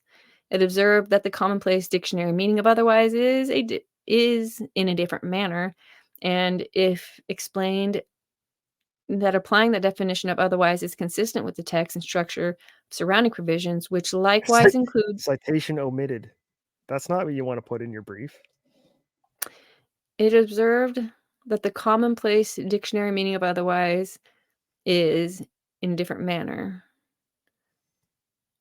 I think that's they're just calling back to the Miller or the Lang appeal, and they're all like this. Probably. Okay. They're Usually just, they wanna and it type it does all say out. that Lang. Yeah, I have no idea. I don't know the rules to making these. Words are hard. Thanks, Vicky. They really are. Some of these words are ridiculous. I don't want to read all of this. The Court of Appeals also observed that the vast majority of courts interpreting the statute, including every circuit to have considered the issue, has applied Section C2 to all forms of obstructive conduct that are not covered by Section C1. Interesting. The Court of Appeals has observed that the vast majority of courts interpreting the statute, including every circuit to have considered the issue. So, in other words, all the rest of the J6ers got charged with this. Right. They seem the lower it's dumb fine. Why are you? judges. Or the same. They're on the same level. They just either read it, interpreted it differently, or did the politically convenient thing. Their career convenient. I think if you're a judge and you get overruled so many times, you should like lose your judge status. I mean, you're voted in, right? So if the people aren't paying attention to the bullshit you're doing, then that's But like up if to you're them. the Supreme Court and you see your docket and it's like 99% cases from Nova, like, man, we get a problem. He's fucking clogging up the system. That's why it's lifetime appeal at the Supreme Court, right? So that you could fuck up and you don't have to worry Indefinitely. about it. Like, you don't have to worry about being wrong. Right. Yeah. Scientists, though, they could fuck off. They get shit wrong a lot, and there's like, guessing. Trust Like the the science, COVID eat the things. bugs. The science. Yeah. I don't want to read this. I don't want to. Let's just skim through and see if there's anything in bold. Argument. Aha. There you go. Petitioners renew their contention that the obstruction charge against them should be dismissed before trial on the theory that their violent conduct did not violate 1512. The contention does not warrant further review, particularly given the interlocutory posture of these cases. The decision below is correct and does not conflict with any decision of this court. To the extent that petitioners seek review of any questions concerning the mens rea element for 1512C, any such question is not properly presented here. Neither the lower court squarely addressed that element, and it would not provide a basis for sustaining the pretrial dismissal of the obstruction counts. The petitions for writs of certiorari should be denied. As a threshold matter, any review by this court is unwarranted at this time because these cases are in an interlocutory posture. In other words, leave us alone. The interlocutory posture of a case ordinarily alone furnishes sufficient ground for the denial. The core question that petitioners seek to present, whether their conduct falls within the scope of 1512c2, would be particularly ill-suited for further review because the parties disagree about the conduct at issue. For example, Lang suggests that his prosecution implicates the application of 15c2 to individuals who did no more than speak out at a protest that evolved into a dynamic conflict. But the indictment alleges that he assaulted 6 Metropolitan Police Department. Those 6 harsh words, man. Words are officers. violent now. Remember? Caused bodily injury to one of them and engaged in physical violence with a bat and shield in a restricted area. The government is accordingly prepared to prove at trial that Lang pushed, kicked, and punched officers while inside the Capitol for nearly 2 hours. The Oh, they government's had evidence. notes in their pockets and they got damaged. That's the documents. The government's evidence will include an interview of Lang the day after the attack in which he bragged about fighting officers face to face while wearing a mask and said it was war and was no protest, and claimed to have been on a mission to have the Capitol building and to stop the presidential election from being stolen. The government is likewise prepared to prove that Miller and Fischer actively took part in a violent occupation of the Capitol, disrupting the joint session of Congress, and that each made inculpatory statements before and after the riot. In dismissing the Section 15c2 counts before trial, the district court concluded that the indictments failed to give petitioners sufficient notice of the charges against them, but petitioners have largely abandoned any theory about lack of pretrial notice. At bottom, their contention is that Section 1512c2 does not prohibit what they did on January 6th, and that contention is at best premature. If petitioners' scope of the statute question remains alive after further proceedings on remand, petitioners could raise that question along with any other issue in a single petition following the entry of final judgment. Petitioners do not identify any analogous circumstances in which this court has granted interlocutory review. Instead, they invoke decisions arising from final judgments after a trial. That's probably matters. Any review of the question presented here should likewise await further proceedings. Oh, I see. So they quoted a bunch of shit that happened after trial, but they're not letting theirs ripen or get to that point or something. Right. But seriously, I'm pretty sure one of them is actually going to argue this. I don't know if we missed it but they're saying it's the guy. I didn't talk about him. He's another man who's like, wait, if the Supreme Court's going to look at Fischer, then leave me alone too. Don't sentence me, is what he's asking, because this felony is a sentence enhancer. So Right. he's like, don't even look at my sentencing right now. And they're like, yeah, get to the end of the trial and then worry about your appeal. So No. the guy's like, I'll go ahead and sit in this shitty jail. He's like, this isn't fun. It's actually better to be in a prison. They have more programs. It's easier to like lose yourself less basically violent. in there. Yeah. It's probably, just everything. It would save money to keep me in. He's just arguing like, let me stay in jail. Don't sentence me until this has gone through. And the articles about it are like, Trump supporter begs to stay in fun jail or some shit. I'm like, God, you're dishonest as fuck. They're so dishonest. Mm-hmm. In any event, the decision below is correct. Does not conflict with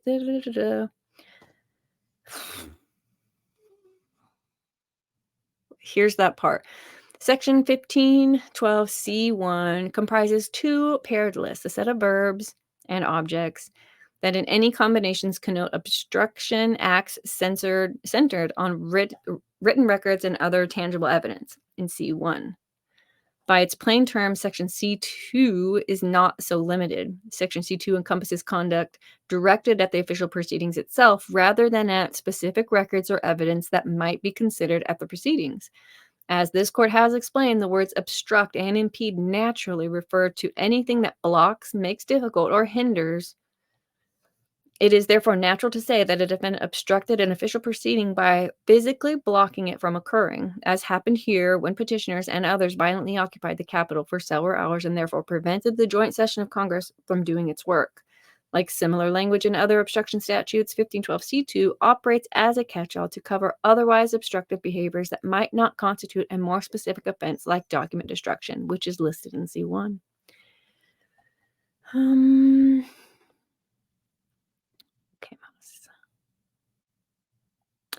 as the Court of Appeals recognized, the nature of understanding of Section 1512C2 is not only apparent from the statute's text and structure, but is also consistent with the statute's development and history, which do not support an unstated limitation of C2 to evidence impairment.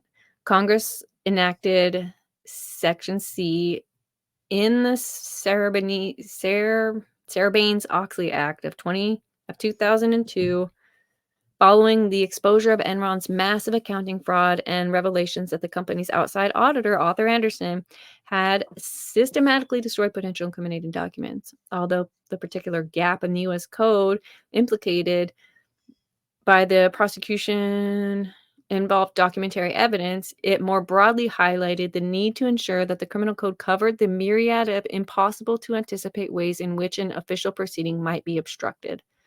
The provision of Sarbanes-Oxley enacting Section 1512C was accordingly entitled Tampering with a Record or Otherwise Impeding an Official Right. Proceeding. That's the bullshit. You wouldn't let us swear him in or take the official. Like, that's the bullshit. That's how they're trying to make it work.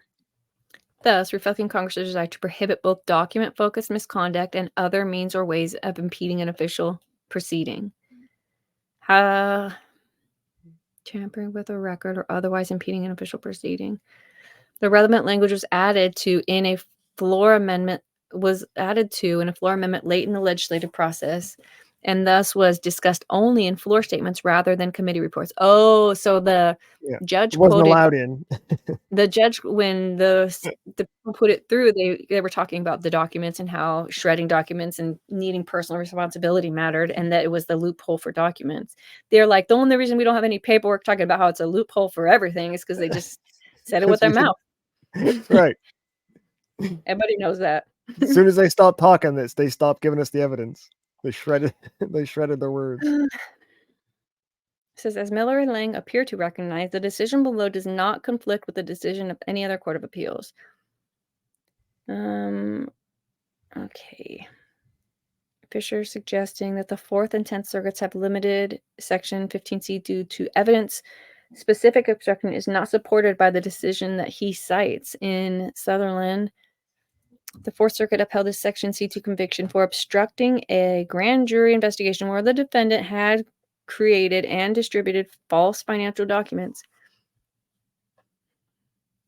Although the facts of the case involved document-related obstruction, the Fourth Circuit did not hold, and indeed would have had no occasion to hold, that C2 is limited to such conduct. Like, it was in there, so they were able to use it, but Right. he would have still used it had there not been these financial documents. I'm sure of it. I promise, Your Honor. Yeah, pinky swear. Fisher is also wrong to contend that other courts of appeals have limited the statute's reach to crimes of evidence impairment. As the D.C. Circuit explained below, Fisher's contentions rest on taking the facts of those prior cases, all of which, like Sutherland and Gordon, upheld convictions under Section 1512C2 and treated them as having established the outer legal boundaries of the statutory prohibition, even though the relevant courts could not and did not decide that the statute would be inapplicable in circumstances like these. What? Fisher is also wrong. It's the government. It doesn't have to make sense because the government's saying it. Have limited the statute's reach to crimes of evidence impairment. His contention rests on taking the facts of those cases, all of which upheld convictions, and treating them as having established the outer legal boundaries of the statutory prohibition, even though the relevant courts could not, and did not decide the statute would be. Okay, yeah, exactly why you fucking need to go to the Supreme Court, asshole. Right. Because nobody can figure it out. It wasn't litigated on, obviously. That's why you're here. The decision below also does not conflict the relative decisions in the court. I'm kind of biased and I don't like these papers, so it's not easy for me to get through them. Miller argues that Yeah, the government's assholes. It's probably, let's see how many names are on here. It's a Binger. Just think Binger wrote this. Only 3. Elizabeth, Nicole, and James. Screw names. Well, cheers. Cheers, Vicky. Hi, hands. Cheers. Words It is are. that time. Somewhere. Is it? It is right now that time. I don't know that there's much else to get into here. Nova, I mean, No, that's I- just the state crying about how they wanted to win and they still lost. So it's like Monday day quarterbacking. mhm. So basically, what the Supreme Court is going to look at is if this 18 USC 1512 C2 is supposed to be applied to documents and evidentiary type paperworks, or if it can be broadened for any other type of crime. I honestly, I obviously, you know, my bias. I think that this is an overcharge, and Certainly. I think it happens a lot. And so I think I that think it's standard operating practice, to be honest. I think they do it with every single defendant on every fucking case they do. They overcharge and let them try to plead to one of them. Then they get a win. Yeah, I think that's 'Cause right. And I lawyers think don't that care if someone goes to jail. They really don't. They want a record of I have 15 wins now. Let me be a fucking judge or something. You know what I mean? They don't give a fuck about their clients. yeah, it might be a case of it's like I know that they're going to be lenient, so I'll charge for whatever, being high and possessing the drugs. So there's 2 of them. That way, if you're lenient, they get something. Or I don't know. I don't know what the hell.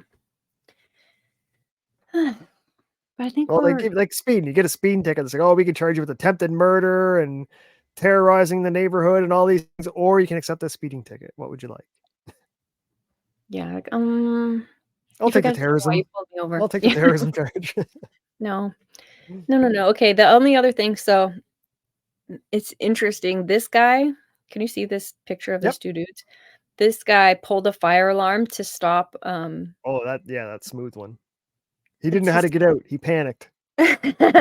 smooth brain son of a bitch. Yeah, and so they keep bringing them up, like if what they did on J6 falls under 1512 C2, This then is what way these worse. guys did also does. So do you want 20 years? These are Democrats. So they're basically, and they don't Right. fucking care. They're going to throw you dudes under the bus just as 100% they fast will. as the next guy. So it's irrelevant. But these are different. This is the DOJ 2019, the government arguing this statute is for documents only. It's 9 pages. Please tell me I highlighted something on here. Damn it, I didn't. Oh, that's frustrating. Yeah. So if you want to press charges, press them against your Democrats because they actually impeded because they had to evacuate the building. Let's see if there is a 1512 on here. Oh shit, there does. We can just skip right There to it this. is. The report does not identify any actions rising to obstruction of justice. We have carefully reviewed volume 2 of the report and concluded that it does not identify sufficient evidence to prove any criminal offense beyond a reasonable doubt. Although volume 2 makes no conclusion about the president's conduct, it adopts an expansive reading of 28 USC 28. US 28. This is supposed to be 18. Maybe this is the same number statue, but in a different 28. Because Okay. there could be a 2815 C2, and there could be a 2915 C2, and a 3015 C2. Theoretically. I don't think so. Or it's a, It wouldn't be sure they could be, but they wouldn't be the same like elements here. Otherwise, definitely not. impeding an official proceeding as long as the act is done with a corrupt intent. That's Probably just a corruptly. typo. Look how slow my computer is right now. I'm trying to not highlight this. I've done. Stop trying to highlight that. I don't know what's happening. Other people are using the internet in your house. No, no one is. It's just this my problem. Okay, so I really do think we're gonna have to be done with that. I wanted to click in through it. There's one more thing. Is this not loading? Can you see this? Yeah, but no. I can see your mouse. Oh, here we go. Oh, there it comes. Let me close. The last thing that I wanted to say is that this happens next, Trump v. Anderson. The Supreme Court will her arguments on the 8th, and this is the Colorado off the ballot. Yes. So they're going to decide if 14th Amendment applies to this. I think They're this gonna one's hear a slam arguments. dunk for Trump. I do too. I think both of these are, but I also think because I think they're just trying to drown Trump in headlines because they have no policy. They have nothing to stand on for policy. Everything they put into place has failed. Hmm. So the only thing they have is headlines. Yeah, but why would you amplify any of this? This makes them look bad. What do you Doesn't think? matter. Brings in the money. The George Soros money. Yikes. Oh, I heard he's not doing good. Soros? Is he gonna die Yeah. soon? I think he's getting ready around that bucket. Holy shit. Look at all these amicus briefs. These are all, Just trying to drown him. I think, no, these are in support. Oh, Brief. Oh. Is this from Trump himself? Are we gonna get friend of the this? court, motherfucker. We know what this one means. Question. What? Petitioner. Parties to the proceeding, table of content, table authority. Hit the bottom side. Does it sign Donald J. Trump? Well, he's not going to sign it. He would have a lawyer, but brief for the petitioner. So this is his.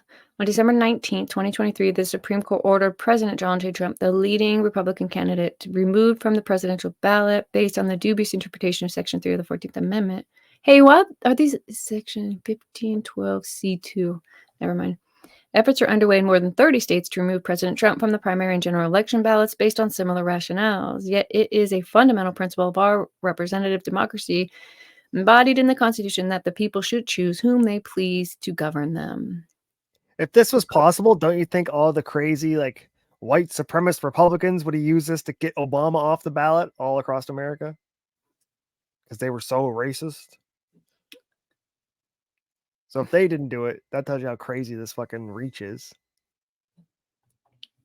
I don't think Republicans, I don't know. I have no idea what the answer to that is. This is fucking long though, 59 pages. He paid for it. Statement. Over the last few months, more than 60 lawsuits or administrative challenges have been filed in an effort to keep President Trump from appearing on the presidential primary or general election ballot. The theory behind these lawsuits and challenges is that President Trump is disqualified from holding office under Section 3 of the 14th Amendment because he supposedly engaged in insurrection on January 6, 2021. Courts considering these claims have rejected them for varying reasons under the Colorado Supreme Court's rule. Courts considering these claims have rejected them for varying reasons until the Colorado Supreme Court's ruling of December 19, 2023, which ordered the Colorado Secretary of State to exclude President Trump from the ballot. The respondents in this case include 6 individuals eligible to vote in Colorado's Republican presidential primary, the Anderson litigants. They sued Colorado Secretary of State Jenna Griswold in state district court, claiming that Section 3 establishes a constitutional limitation on who can run for president. The Anderson litigants sued under Section whatever of the Colorado revised statutes, allowing allows an eligible voter to sue any person charged with a duty under the Colorado Election Code, but only if that person has committed or is about to commit a breach or neglect of duty or other wrongful act. Section 1-4 whatever specifically authorizes an eligible voter to challenge the listing of any candidate on the presidential primary election ballot under the procedures for that section. Okay. Nothing in Colorado's election code requires the Secretary of State to evaluate the qualifications of presidential primary candidates. Instead, the Colorado statute requires the presidential primary candidate to submit a notarized statement of intent. This statement of intent form, which appears on the Secretary of State's website, requires presidential candidates to affirm that they meet the Constitution, age, residency, and natural-born citizenship requirement by checking the following boxes. Let's zoom in. That was it. Qualifications for office. You must check each box to affirm that you meet all the qualifications. Natural born, residing for 14 years, and at least 35. Okay. Signature line appears. The Anderson litigants nonetheless insisted that Secretary Griswold has a mandatory duty to enforce Section 3 of the 14th Amendment. Okay. The district court proceedings. The Anderson litigants filed their petition on September 6th. The district court did not, however, hold a hearing within 5 days of the filing as required by the section. Instead, the district court held a status conference on the 18th, 12 days later, after the statutory deadline for the hearing had passed, and it scheduled a 5-day hearing to begin on October 30th, 54 days after the petition filing date, exceeding the statutory deadline 10 times over. Then the district court denied the motion to dismiss filed by President Trump and the Colorado Republican State Central Committee, which had intervened in the case. The district court denied President Trump basic discovery tools, including the opportunity to depose experts or potential witnesses, compel production of documents, or receive timely disclosures. And the district court's improvised yet still compressed time frame gave President Trump only 10 days to identify his rebuttal witnesses and 18 days to identify his rebuttal experts. The district court held a 5-day hearing that ran from October 5th through November 30th, but the district court did not issue findings of fact and conclusions of law until 48 hours of law within 48 hours of that hearing as required. Instead, the district court held closing arguments on November 15th, 12 days after the conclusion of the hearings, and issued findings of fact and conclusions of law on November 17th. The district court's findings of fact rely heavily on the final report of the Select Committee to investigate the January 6th attack. Oh, that's that trash. That's that trash report that I was telling you about. Oh, that sucks. Which the court admitted into evidence over President Trump's hearsay objections. The district court also relied on testimony from Peter Simi, a sociology professor whom the district court qualified as an expert on potential extremism and the communication styles of far-right political extremists. Okay, white supremacy. That's what he's a specialist in.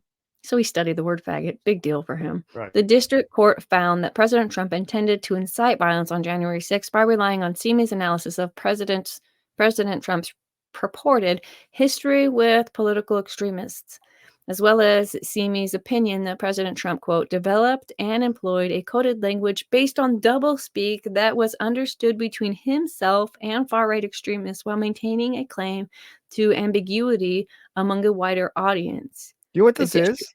They This wrote is that? this is the devil worship thing where they'd say play the record backwards and you'll hear the secret message. This is what the Democrats think Trump's doing.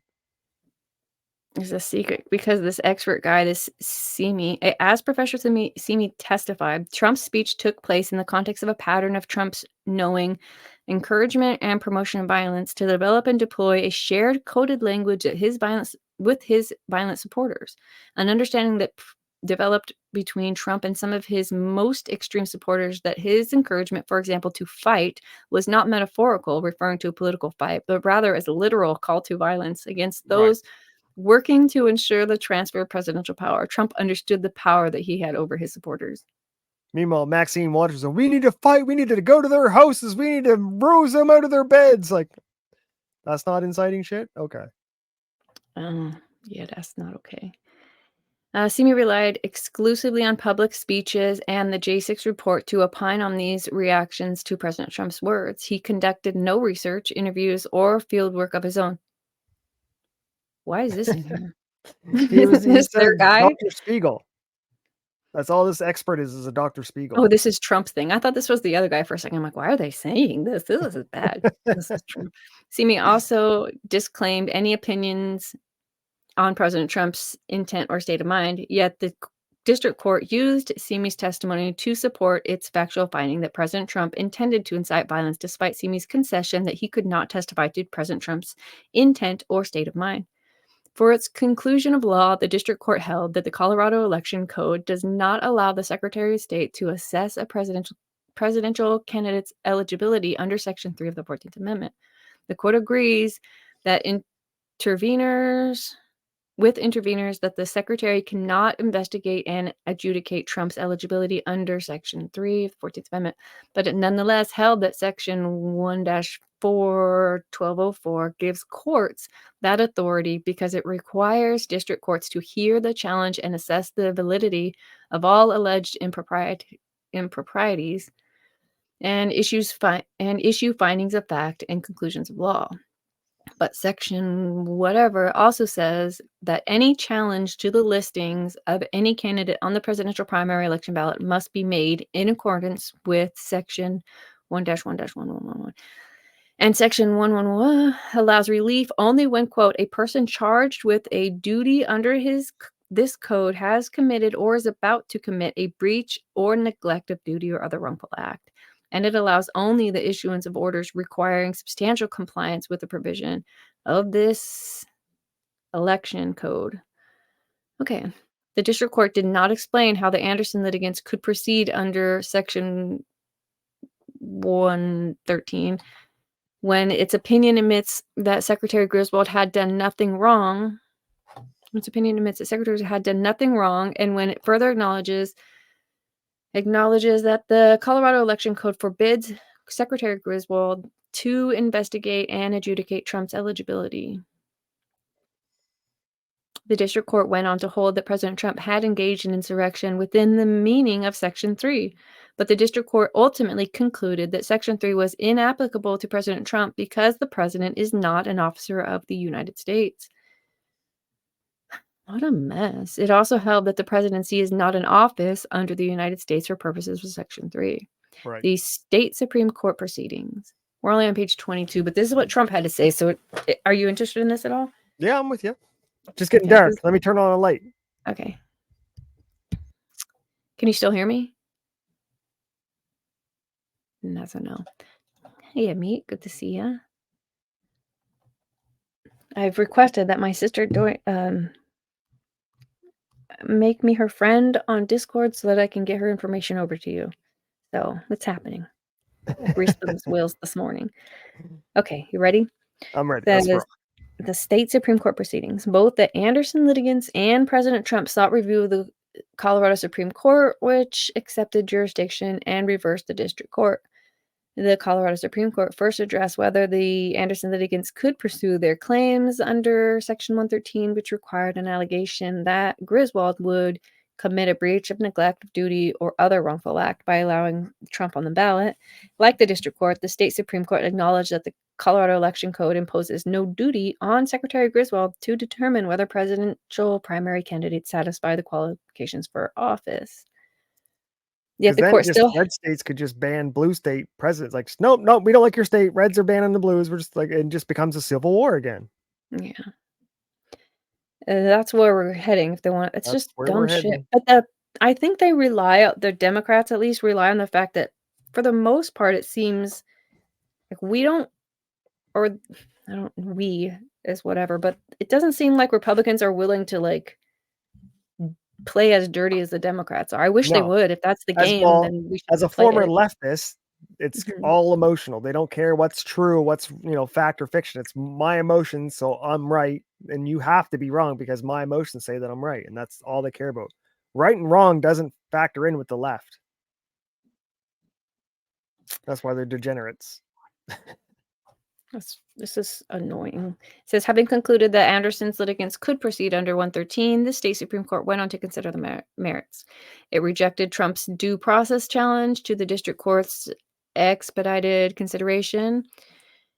It also held that the disqualification imposed by Section 3 is self-executing and attaches automatically without any need for congressional enforcement legislation. And it rejects President Trump's argument that Section 3 presents a justifiable.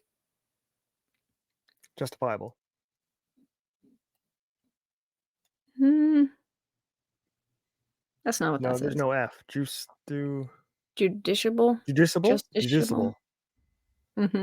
Political question. Finally, the Colorado Supreme Court reversed the district court's conclusion that Section 3 is inapplicable to President Trump, holding both that the president is an officer of the United States and that the presidency is an office under the United States. It also affirmed the district court's finding that President Trump engaged in an insurrection and rejected President Trump's First Amendment arguments. The court concluded by holding that it would be wrongful act under the election code for the secretary to list President Trump as a candidate on the presidential primary ballot and it forbade the secretary to list President Trump's name on the 2024 presidential primary ballot or count any write-in votes cast for him. That's the other The part. write-in, that's also bullshit, right? So Mhm. you're even fucking over the people's choice. Free speech. If They're you- free yeah. speech of all Americans.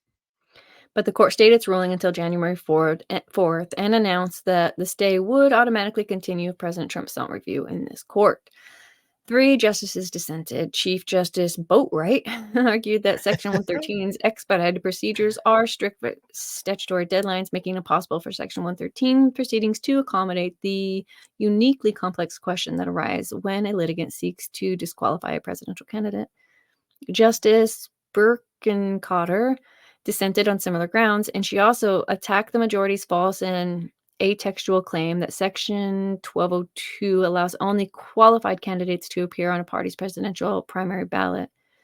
Finally, Justice Samore would have followed the reasoning on Griffin's case and declared Section 3 non-self-executing. Justice Samore also argued that the district court proceedings violated due process by denying discovery, rushing the proceedings, and basing factual findings on a hearsay congressional report and experts of dubious reliability. He said, "I have been involved in the justice system for 33 years now, and what took place here doesn't resemble anything I've seen in a courtroom." So, if you're on Twitter, you'll see a lot of people that hate Trump talking about how 2 courts in Colorado have Right. decided that he did insurrection. And so Canadian if media, anything that's else, all's in Canadian media, is all this. They're not telling anyone the truth. They're just saying, look, we got him. well, that's why I like to read this stuff, because these are in the court documents. This is somebody there that did this. Now, when they say that this happened, you can understand that even the justices were like, "What the fuck is going on here?" It's just for This the is head. a They know justice. they're These going to are lose. yeah. It's just for the headline. It's crazy. Summary of argument. The court should reverse because Trump is not subject to Section 3. The president is not an officer of the United States, as that term is used in the Constitution. President Trump also never swore an oath before he became president that could trigger the application of Section 3. The court should also reverse because President Trump did not engage in insurrection. The Colorado Supreme Court tried to impute the conduct of others to President Trump, but the Anderson litigants needed to show that President Trump's own conduct qualified as insurrection, and they cannot make that showing when President Trump never participated in or directed any of the illegal conduct that occurred at the Capitol on January 6, 2021.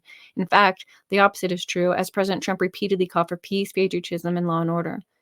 Number 3, the court should follow the rationale of Griffin's case and Justice Samore's dissent and allow the judiciary to enforce Section 3 only through congressional implementing legislation such as 18 U.S.C. 2383. This court has on occasion allowed congressionally created remedial schemes to implicitly preclude other means of enforcement. I don't know what I Remedial. just read. This court has occasionally allowed congressionally created remedial schemes to implicitly preclude other means of enforcement.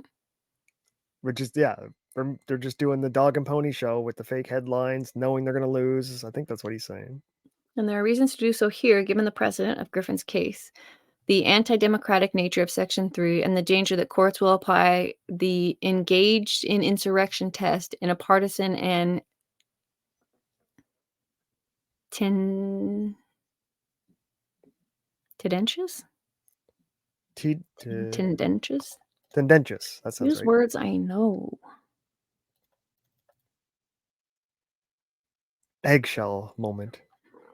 Yeah, whatever. Number 4, Colorado Supreme Court's ruling violates the holding of the U.S. terms limit, which prohibits states from prescribing their own qualifications for the presidency or modifying the Constitution eligibility criteria in any manner. Right? A state could say you must be 6'2" to be a president. Fuck off. Come on now. The Constitution requires that the president qualify under Section 3 only during the time that he holds office. Yet the Colorado Supreme Court is demanding that presidential candidates qualify under Section 3 at the time of the primary and general elections, and at the time of any state court ruling that weighs in a candidate's eligibility, even though Congress could remove the Section 3 disability before Inauguration Day. The Colorado Supreme Court ruling violates... Oh, that's right, because Congress has the ultimate rule whether they want to enforce. It's like, and they just defer to Congress to Right. see if they want to. The Colorado Supreme Court's ruling violates the Electors Clause, which requires states to appoint their presidential electors in such a manner as the legislature therefore may direct. Nothing in Colorado's election code allows the judiciary to order the Secretary of State to remove President Trump from the Republican presidential primary ballot. Argument. The president is not an officer of the United States. Section 3's disqualification can apply only to those who have previously taken an oath as a member of Congress or as an officer of the U.S. or as a member of any state legislature or an executive or judicial officer of any state to support the Constitution of the United States. It is undisputed that President Trump never took such an oath as a member of Congress, as a state legislature, or as a state executive or judicial officer. So Right. Section 3 cannot apply to President Trump unless the president qualifies as an officer of the United States within the meaning of the Constitution. The Constitution's text and structure make clear the president is not an officer of the United States. The phrase officer of the United States appears in 3 constitutional provisions apart from Section 3, and each time the president is excluded. The Appointees Clause requires the president to appoint ambassadors, public ministers, and consuls, justices of the Supreme Court, and all other officers of the United States whose appointments are not herein otherwise provided for and which shall be established by law. The Commissions Clause similarly requires the president to commission all of the officers of the United States. The president does not and cannot appoint or commission himself, and he cannot qualify as an officer of the United States when the Constitution draws a clear distinction between the officers of the United States and the president who appoints and commissions them. That's an interesting point. Right. He can't be an officer and be directly excluded from being an officer at the same time. The impeachment clause also shows that the president is not an officer. It says, the president, vice president, and all civil officers of the United States shall be removed from office on impeachment for and convicted of treason, bribery, and other high crimes and misdemeanors. President, vice president, all civil Right. officers. So it lists And the doesn't- president individually himself as not an officer. Yeah. There is no need to separately list the president and vice president as permissible targets of impeachment if they fall within the phrase all civil officers of the United States. And if that phrase encompasses the president and vice president, then the impeachment clause would say that the president, vice president, and all civil officers of the United States are subject to impeachment and removal, as Justice Story explained. The enumeration of the president, vice president as impeachable officers was indispensable. The impeachment clause does not even affect to consider them officers of the United States. Other clauses of the Constitution would seem to favor the same result, particularly the clause respecting appointment of officers of the United States by the executive, who is to commission all the officers of the United States. The precedent of this court confirms that the president is not an officer of the United States. I believe it. What's next? Here, we agree. What else you got? Amen. Basically, it's like think of like a football team. So you have like the New England Patriots, and you have the quarterbacks, the coaches, the management, the CEO. Then you have the owner. The owner is not subject to the rules of the players getting like drug tested. Who cares if Yeah. he may Sounds like be a that's New kinda England like how Patriot individual, but he's not a player that's worthy of being tested. Same as Trump's not an officer. He's the owner of the United States for those 4 years. Yikes. You say it like that, I done lost my vote again. Just kidding. Okay, count Only 2. for 4 years. It's a lease, not owned to buy. You don't even understand what leases and rent mean, remember? We haven't got a lawyer to argue that one out yet. We'll get Boomer on the show. She'll let you know how dumb you are. There we go. Just kidding. JK. Okay, President Trump did not engage in insurrection. Let's see. Irrational, far-left, violent extremists. Hip-hop anonymous. Any Big Daddy quotes are very welcome in chat. The court should also reverse because nothing that President Trump did in response to the 2020 election or the J6 2021 or on J6 even remotely qualifies as insurrection. No prosecutor has attempted to charge President Trump with insurrection under 28 U.S.C. 2383 in the 3 years since January 6th, despite the relentless and ongoing investigations of President Trump.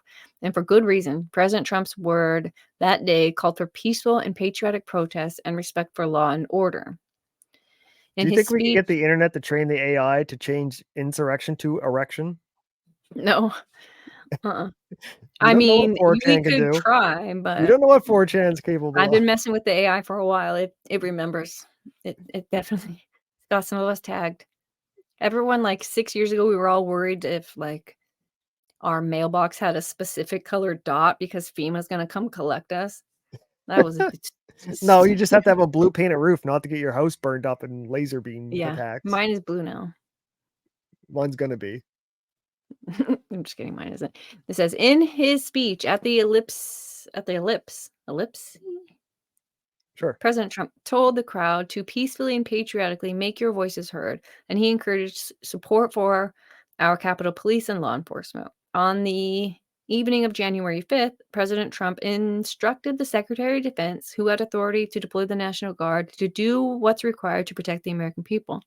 President Trump never told his supporters to enter the Capitol, and he did not lead, direct, or encourage any of the unlawful acts that occurred at the Capitol, either in his speech at the ellipse or in any of his statements or communications before or during the events of January 6th. President Trump also sent tweets throughout the day instructing his supporters to remain peaceful and stay peaceful, and he released a video telling the crowd to go home now. The Colorado Supreme Court faulted President Trump for, in his view, failing to respond with alacrity. Pretty please go home. He didn't say pretty please, so he's an insurrectionist. I don't know, when he learned that the Capitol had been breached.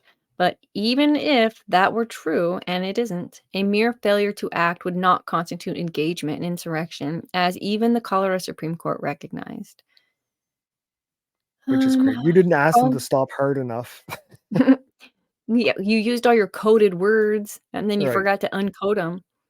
Calling for peace, patriotism, respect for law and order, and directing the Secretary of Defense to do what needs to be done to protect the American people is no way inciting or participating in an insurrection. The Colorado Supreme Court held that the events of J6 constituted an insurrection because 1, a large group of people forcibly entered the Capitol, 2, the mob was armed with a wide array of weapons, and 3, the mob stole objects from the Capitol premises or formed law enforcement officers to use as weapons. 4, the mob repeatedly and violently assaulted police officers who were trying to defend the Capitol. And 5, the mob marching through the Capitol building, chanting in a manner that made clear they were seeking to inflict violence against members of Congress and Vice President Pence. But President Trump did not engage in any of these activities, and none of the President Trump's actions that the Colorado Supreme Court described come anywhere close to insurrection. Raising concerns about the integrity of the recent federal election and pointing to reports of fraud and irregularity is not an act of violence or a threat of force. And giving a passionate political speech and telling supporters to metaphorically fight like hell for their beliefs is not insurrection either.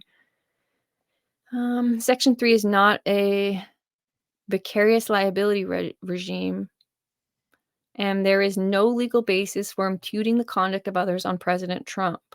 The Anderson litigants must show that President Trump's own conduct and not the conduct of anyone at the Capitol on J6 qualifies as insurrection, and they cannot do.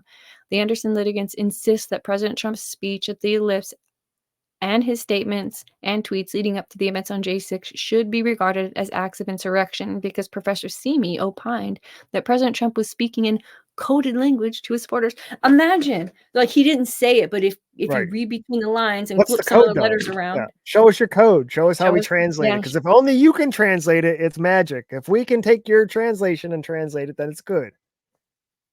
That's infuriating. Like Is that is not the absolutely most fucking wild? maddening. Like, I don't understand how Democrats as people don't be like, this looks really bad on us. We can't do that. They don't read this stuff. The news doesn't tell them this stuff. I'm just learning this stuff. Twitter's not talking about this stuff. That's why the next book we read will be The Deep Rig. I know it's like kind of late, but the stuff that they talk about that happened on this day, J6, because they were there. They're going to keep doing it. They're going to do it again. So if you need to learn what they're things they do, just, get that's ahead what of I the don't next understand. time. President Trump is saying in this, like, don't take me off the ballot, let the people vote.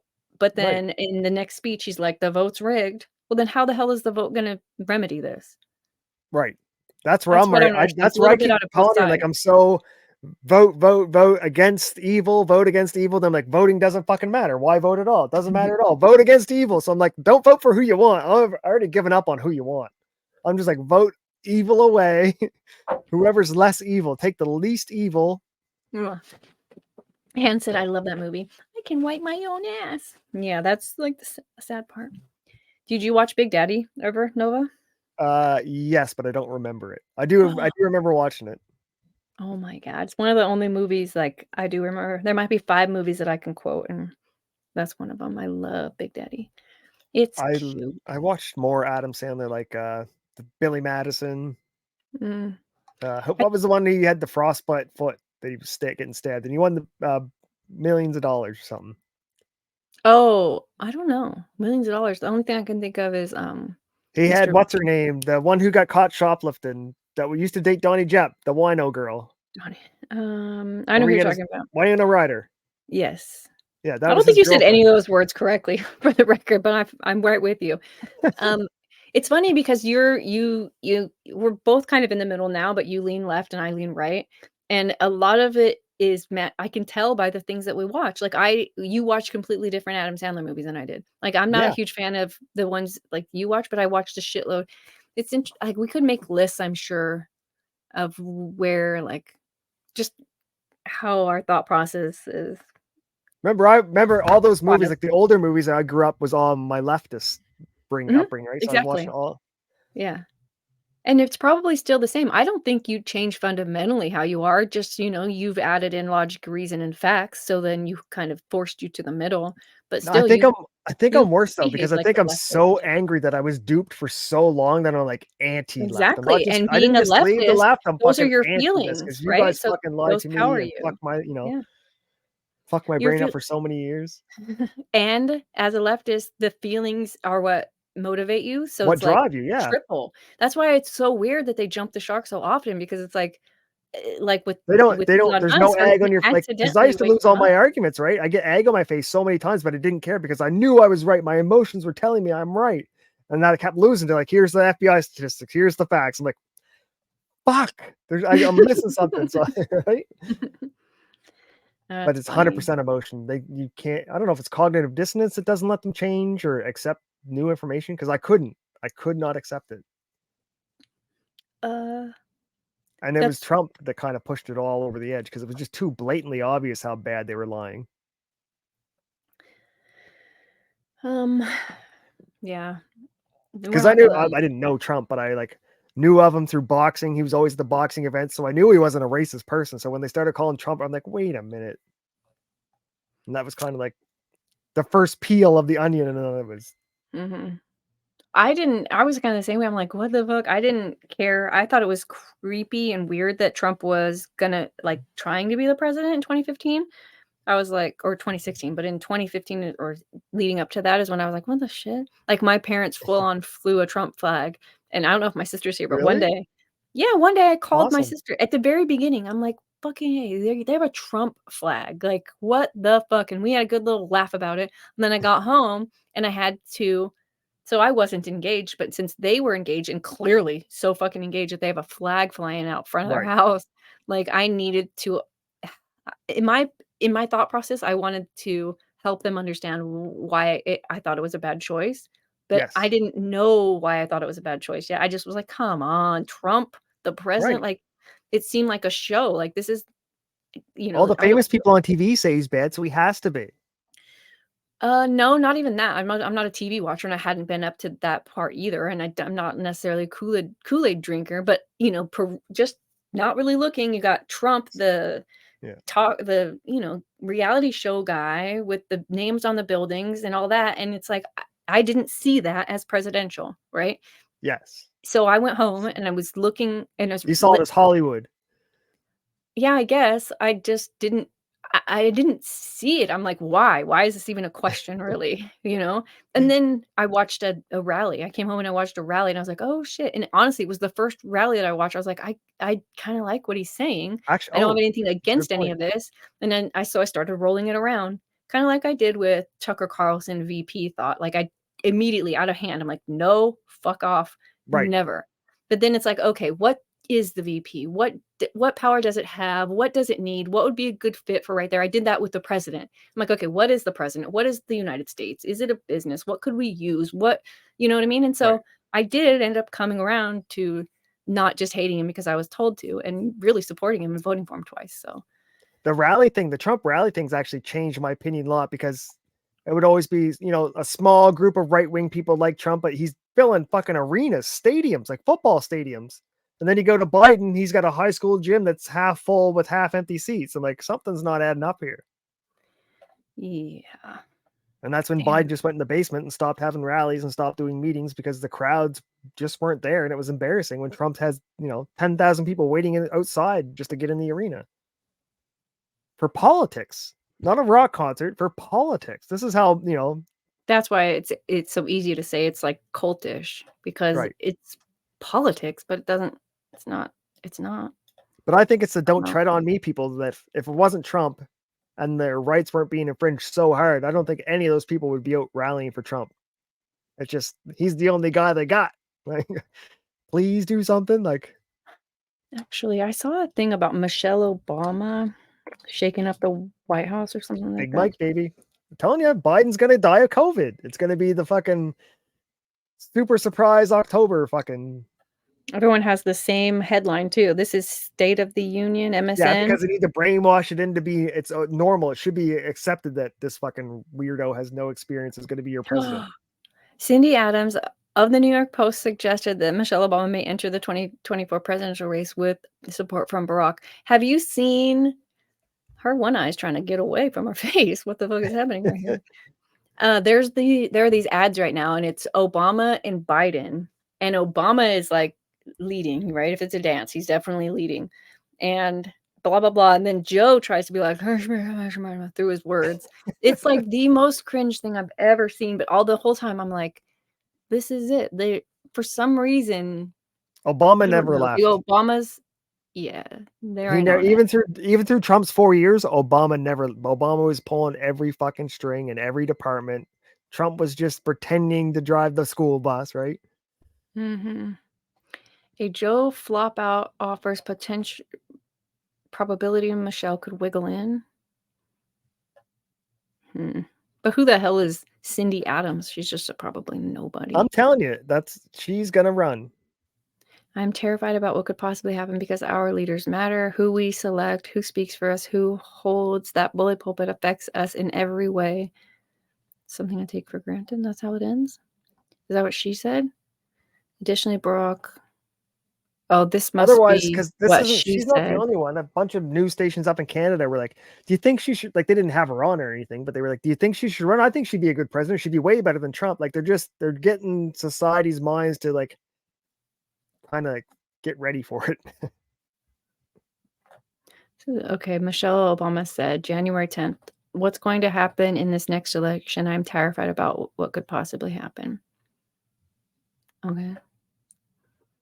This is the same friggin' article that I was just in. I clicked this and got to, it's just, that's a hell of a citation. Your source is yourself. Remember, That's journalism all. doesn't need citation. Journalism doesn't need ethics anymore. That's all gone. Our first rock superstar hero president. All right, I got the Vegas odds on the election. Okay. We have Donald Trump is number 1. Joe Biden is, so Trump's at 100. Biden's at 185. So the higher the number, the farther away you are from winning. So Biden's at 185. Michelle Obama is third with 1,200. Nikki Haley, 1,800. Gavin Newsom, 2,000. So Michelle Obama is above Nikki and Gavin and Robert F. Kennedy. And the odds in Vegas for president? For election winner of U.S. government. Donald Trump, Joe Biden, Michelle Obama, Nikki Haley, Gavin Newsom, Robert F. Kennedy. But the gap between Biden and Michelle Obama is 1,000. Yikes. Han said, my eye-opener was a moment at work when the girls were complaining that Trump was having a rally near us and that it was a super spreader event, but BLM had been gathering the whole time COVID was going. I called it out to them and they didn't have anything to say. At that time, I couldn't tell the difference between D's, V's, R because I never paid attention to politics. Fast forward to now and I have zero faith in politics or our country. Very black-pilled. I hate that. I know. I hit the black pill. I swim around in the black pill water a little bit, and then I come back out, and then I go back in. Yeah, I'm right on I the cusp. understand it. Yeah, there are definitely days where I'm like, fucking. But then I'm I with have like you. a white pill day. I'm like, oh, sweet, we have a white pill. I get all excited to share my white pill. I come, Yeah, sometimes I have the faith. My faith doesn't come from our system, I guess, or like the justice system or any of that. I feel like what America represents in the world is a God thing. I think the freedoms that we have that God gave us are represented in how our Right. Constitution is supposed to be protected from our government. And so that basis allows me to continually lean on the fact that no matter who's in charge, this, some days, some years, and maybe decades are going to be bad, but that's not the way that it'll stay. And so a little bit of suffering because I don't we think the do have founding to have fathers. input from both sides, like having women vote. Yeah, we might be emotional, but there's nothing. It's nice to have a balance of emotion in things, Right. So yeah, the But I pendulum don't think the definitely founding is fathers swinging. ever pondered the fact that China would be running the elections, running candidates in your elections. I don't think they ever considered that a possibility. Not in those words, probably, but China was just the king. China was just whoever. It wasn't. It was any kind of fraud or usurpation of power or people's rights or whatever. I don't. I put the link to the odds so you can see it, because it's Is not that just the this? president's odds; it's other odds. For vice president, they got Kristi Noem as vice president over Vivek Vegas. Hold on. See, they keep putting all these. Oh, you got knocking. They keep putting all Yeah. these women up just as VP. Like he has to. It's like by law, it has to be a woman because of feminism and the glass ceiling. So I don't know why they assume it must be a woman because of diversity and because all they do, if Trump picks a dude, they're just gonna say it's fucking. See, he hates women. He wouldn't let a woman have the job because he's a misogynist and all this other shit, which is bullshit. But they have Vegas, right? Oh, she's back. Sorry about that.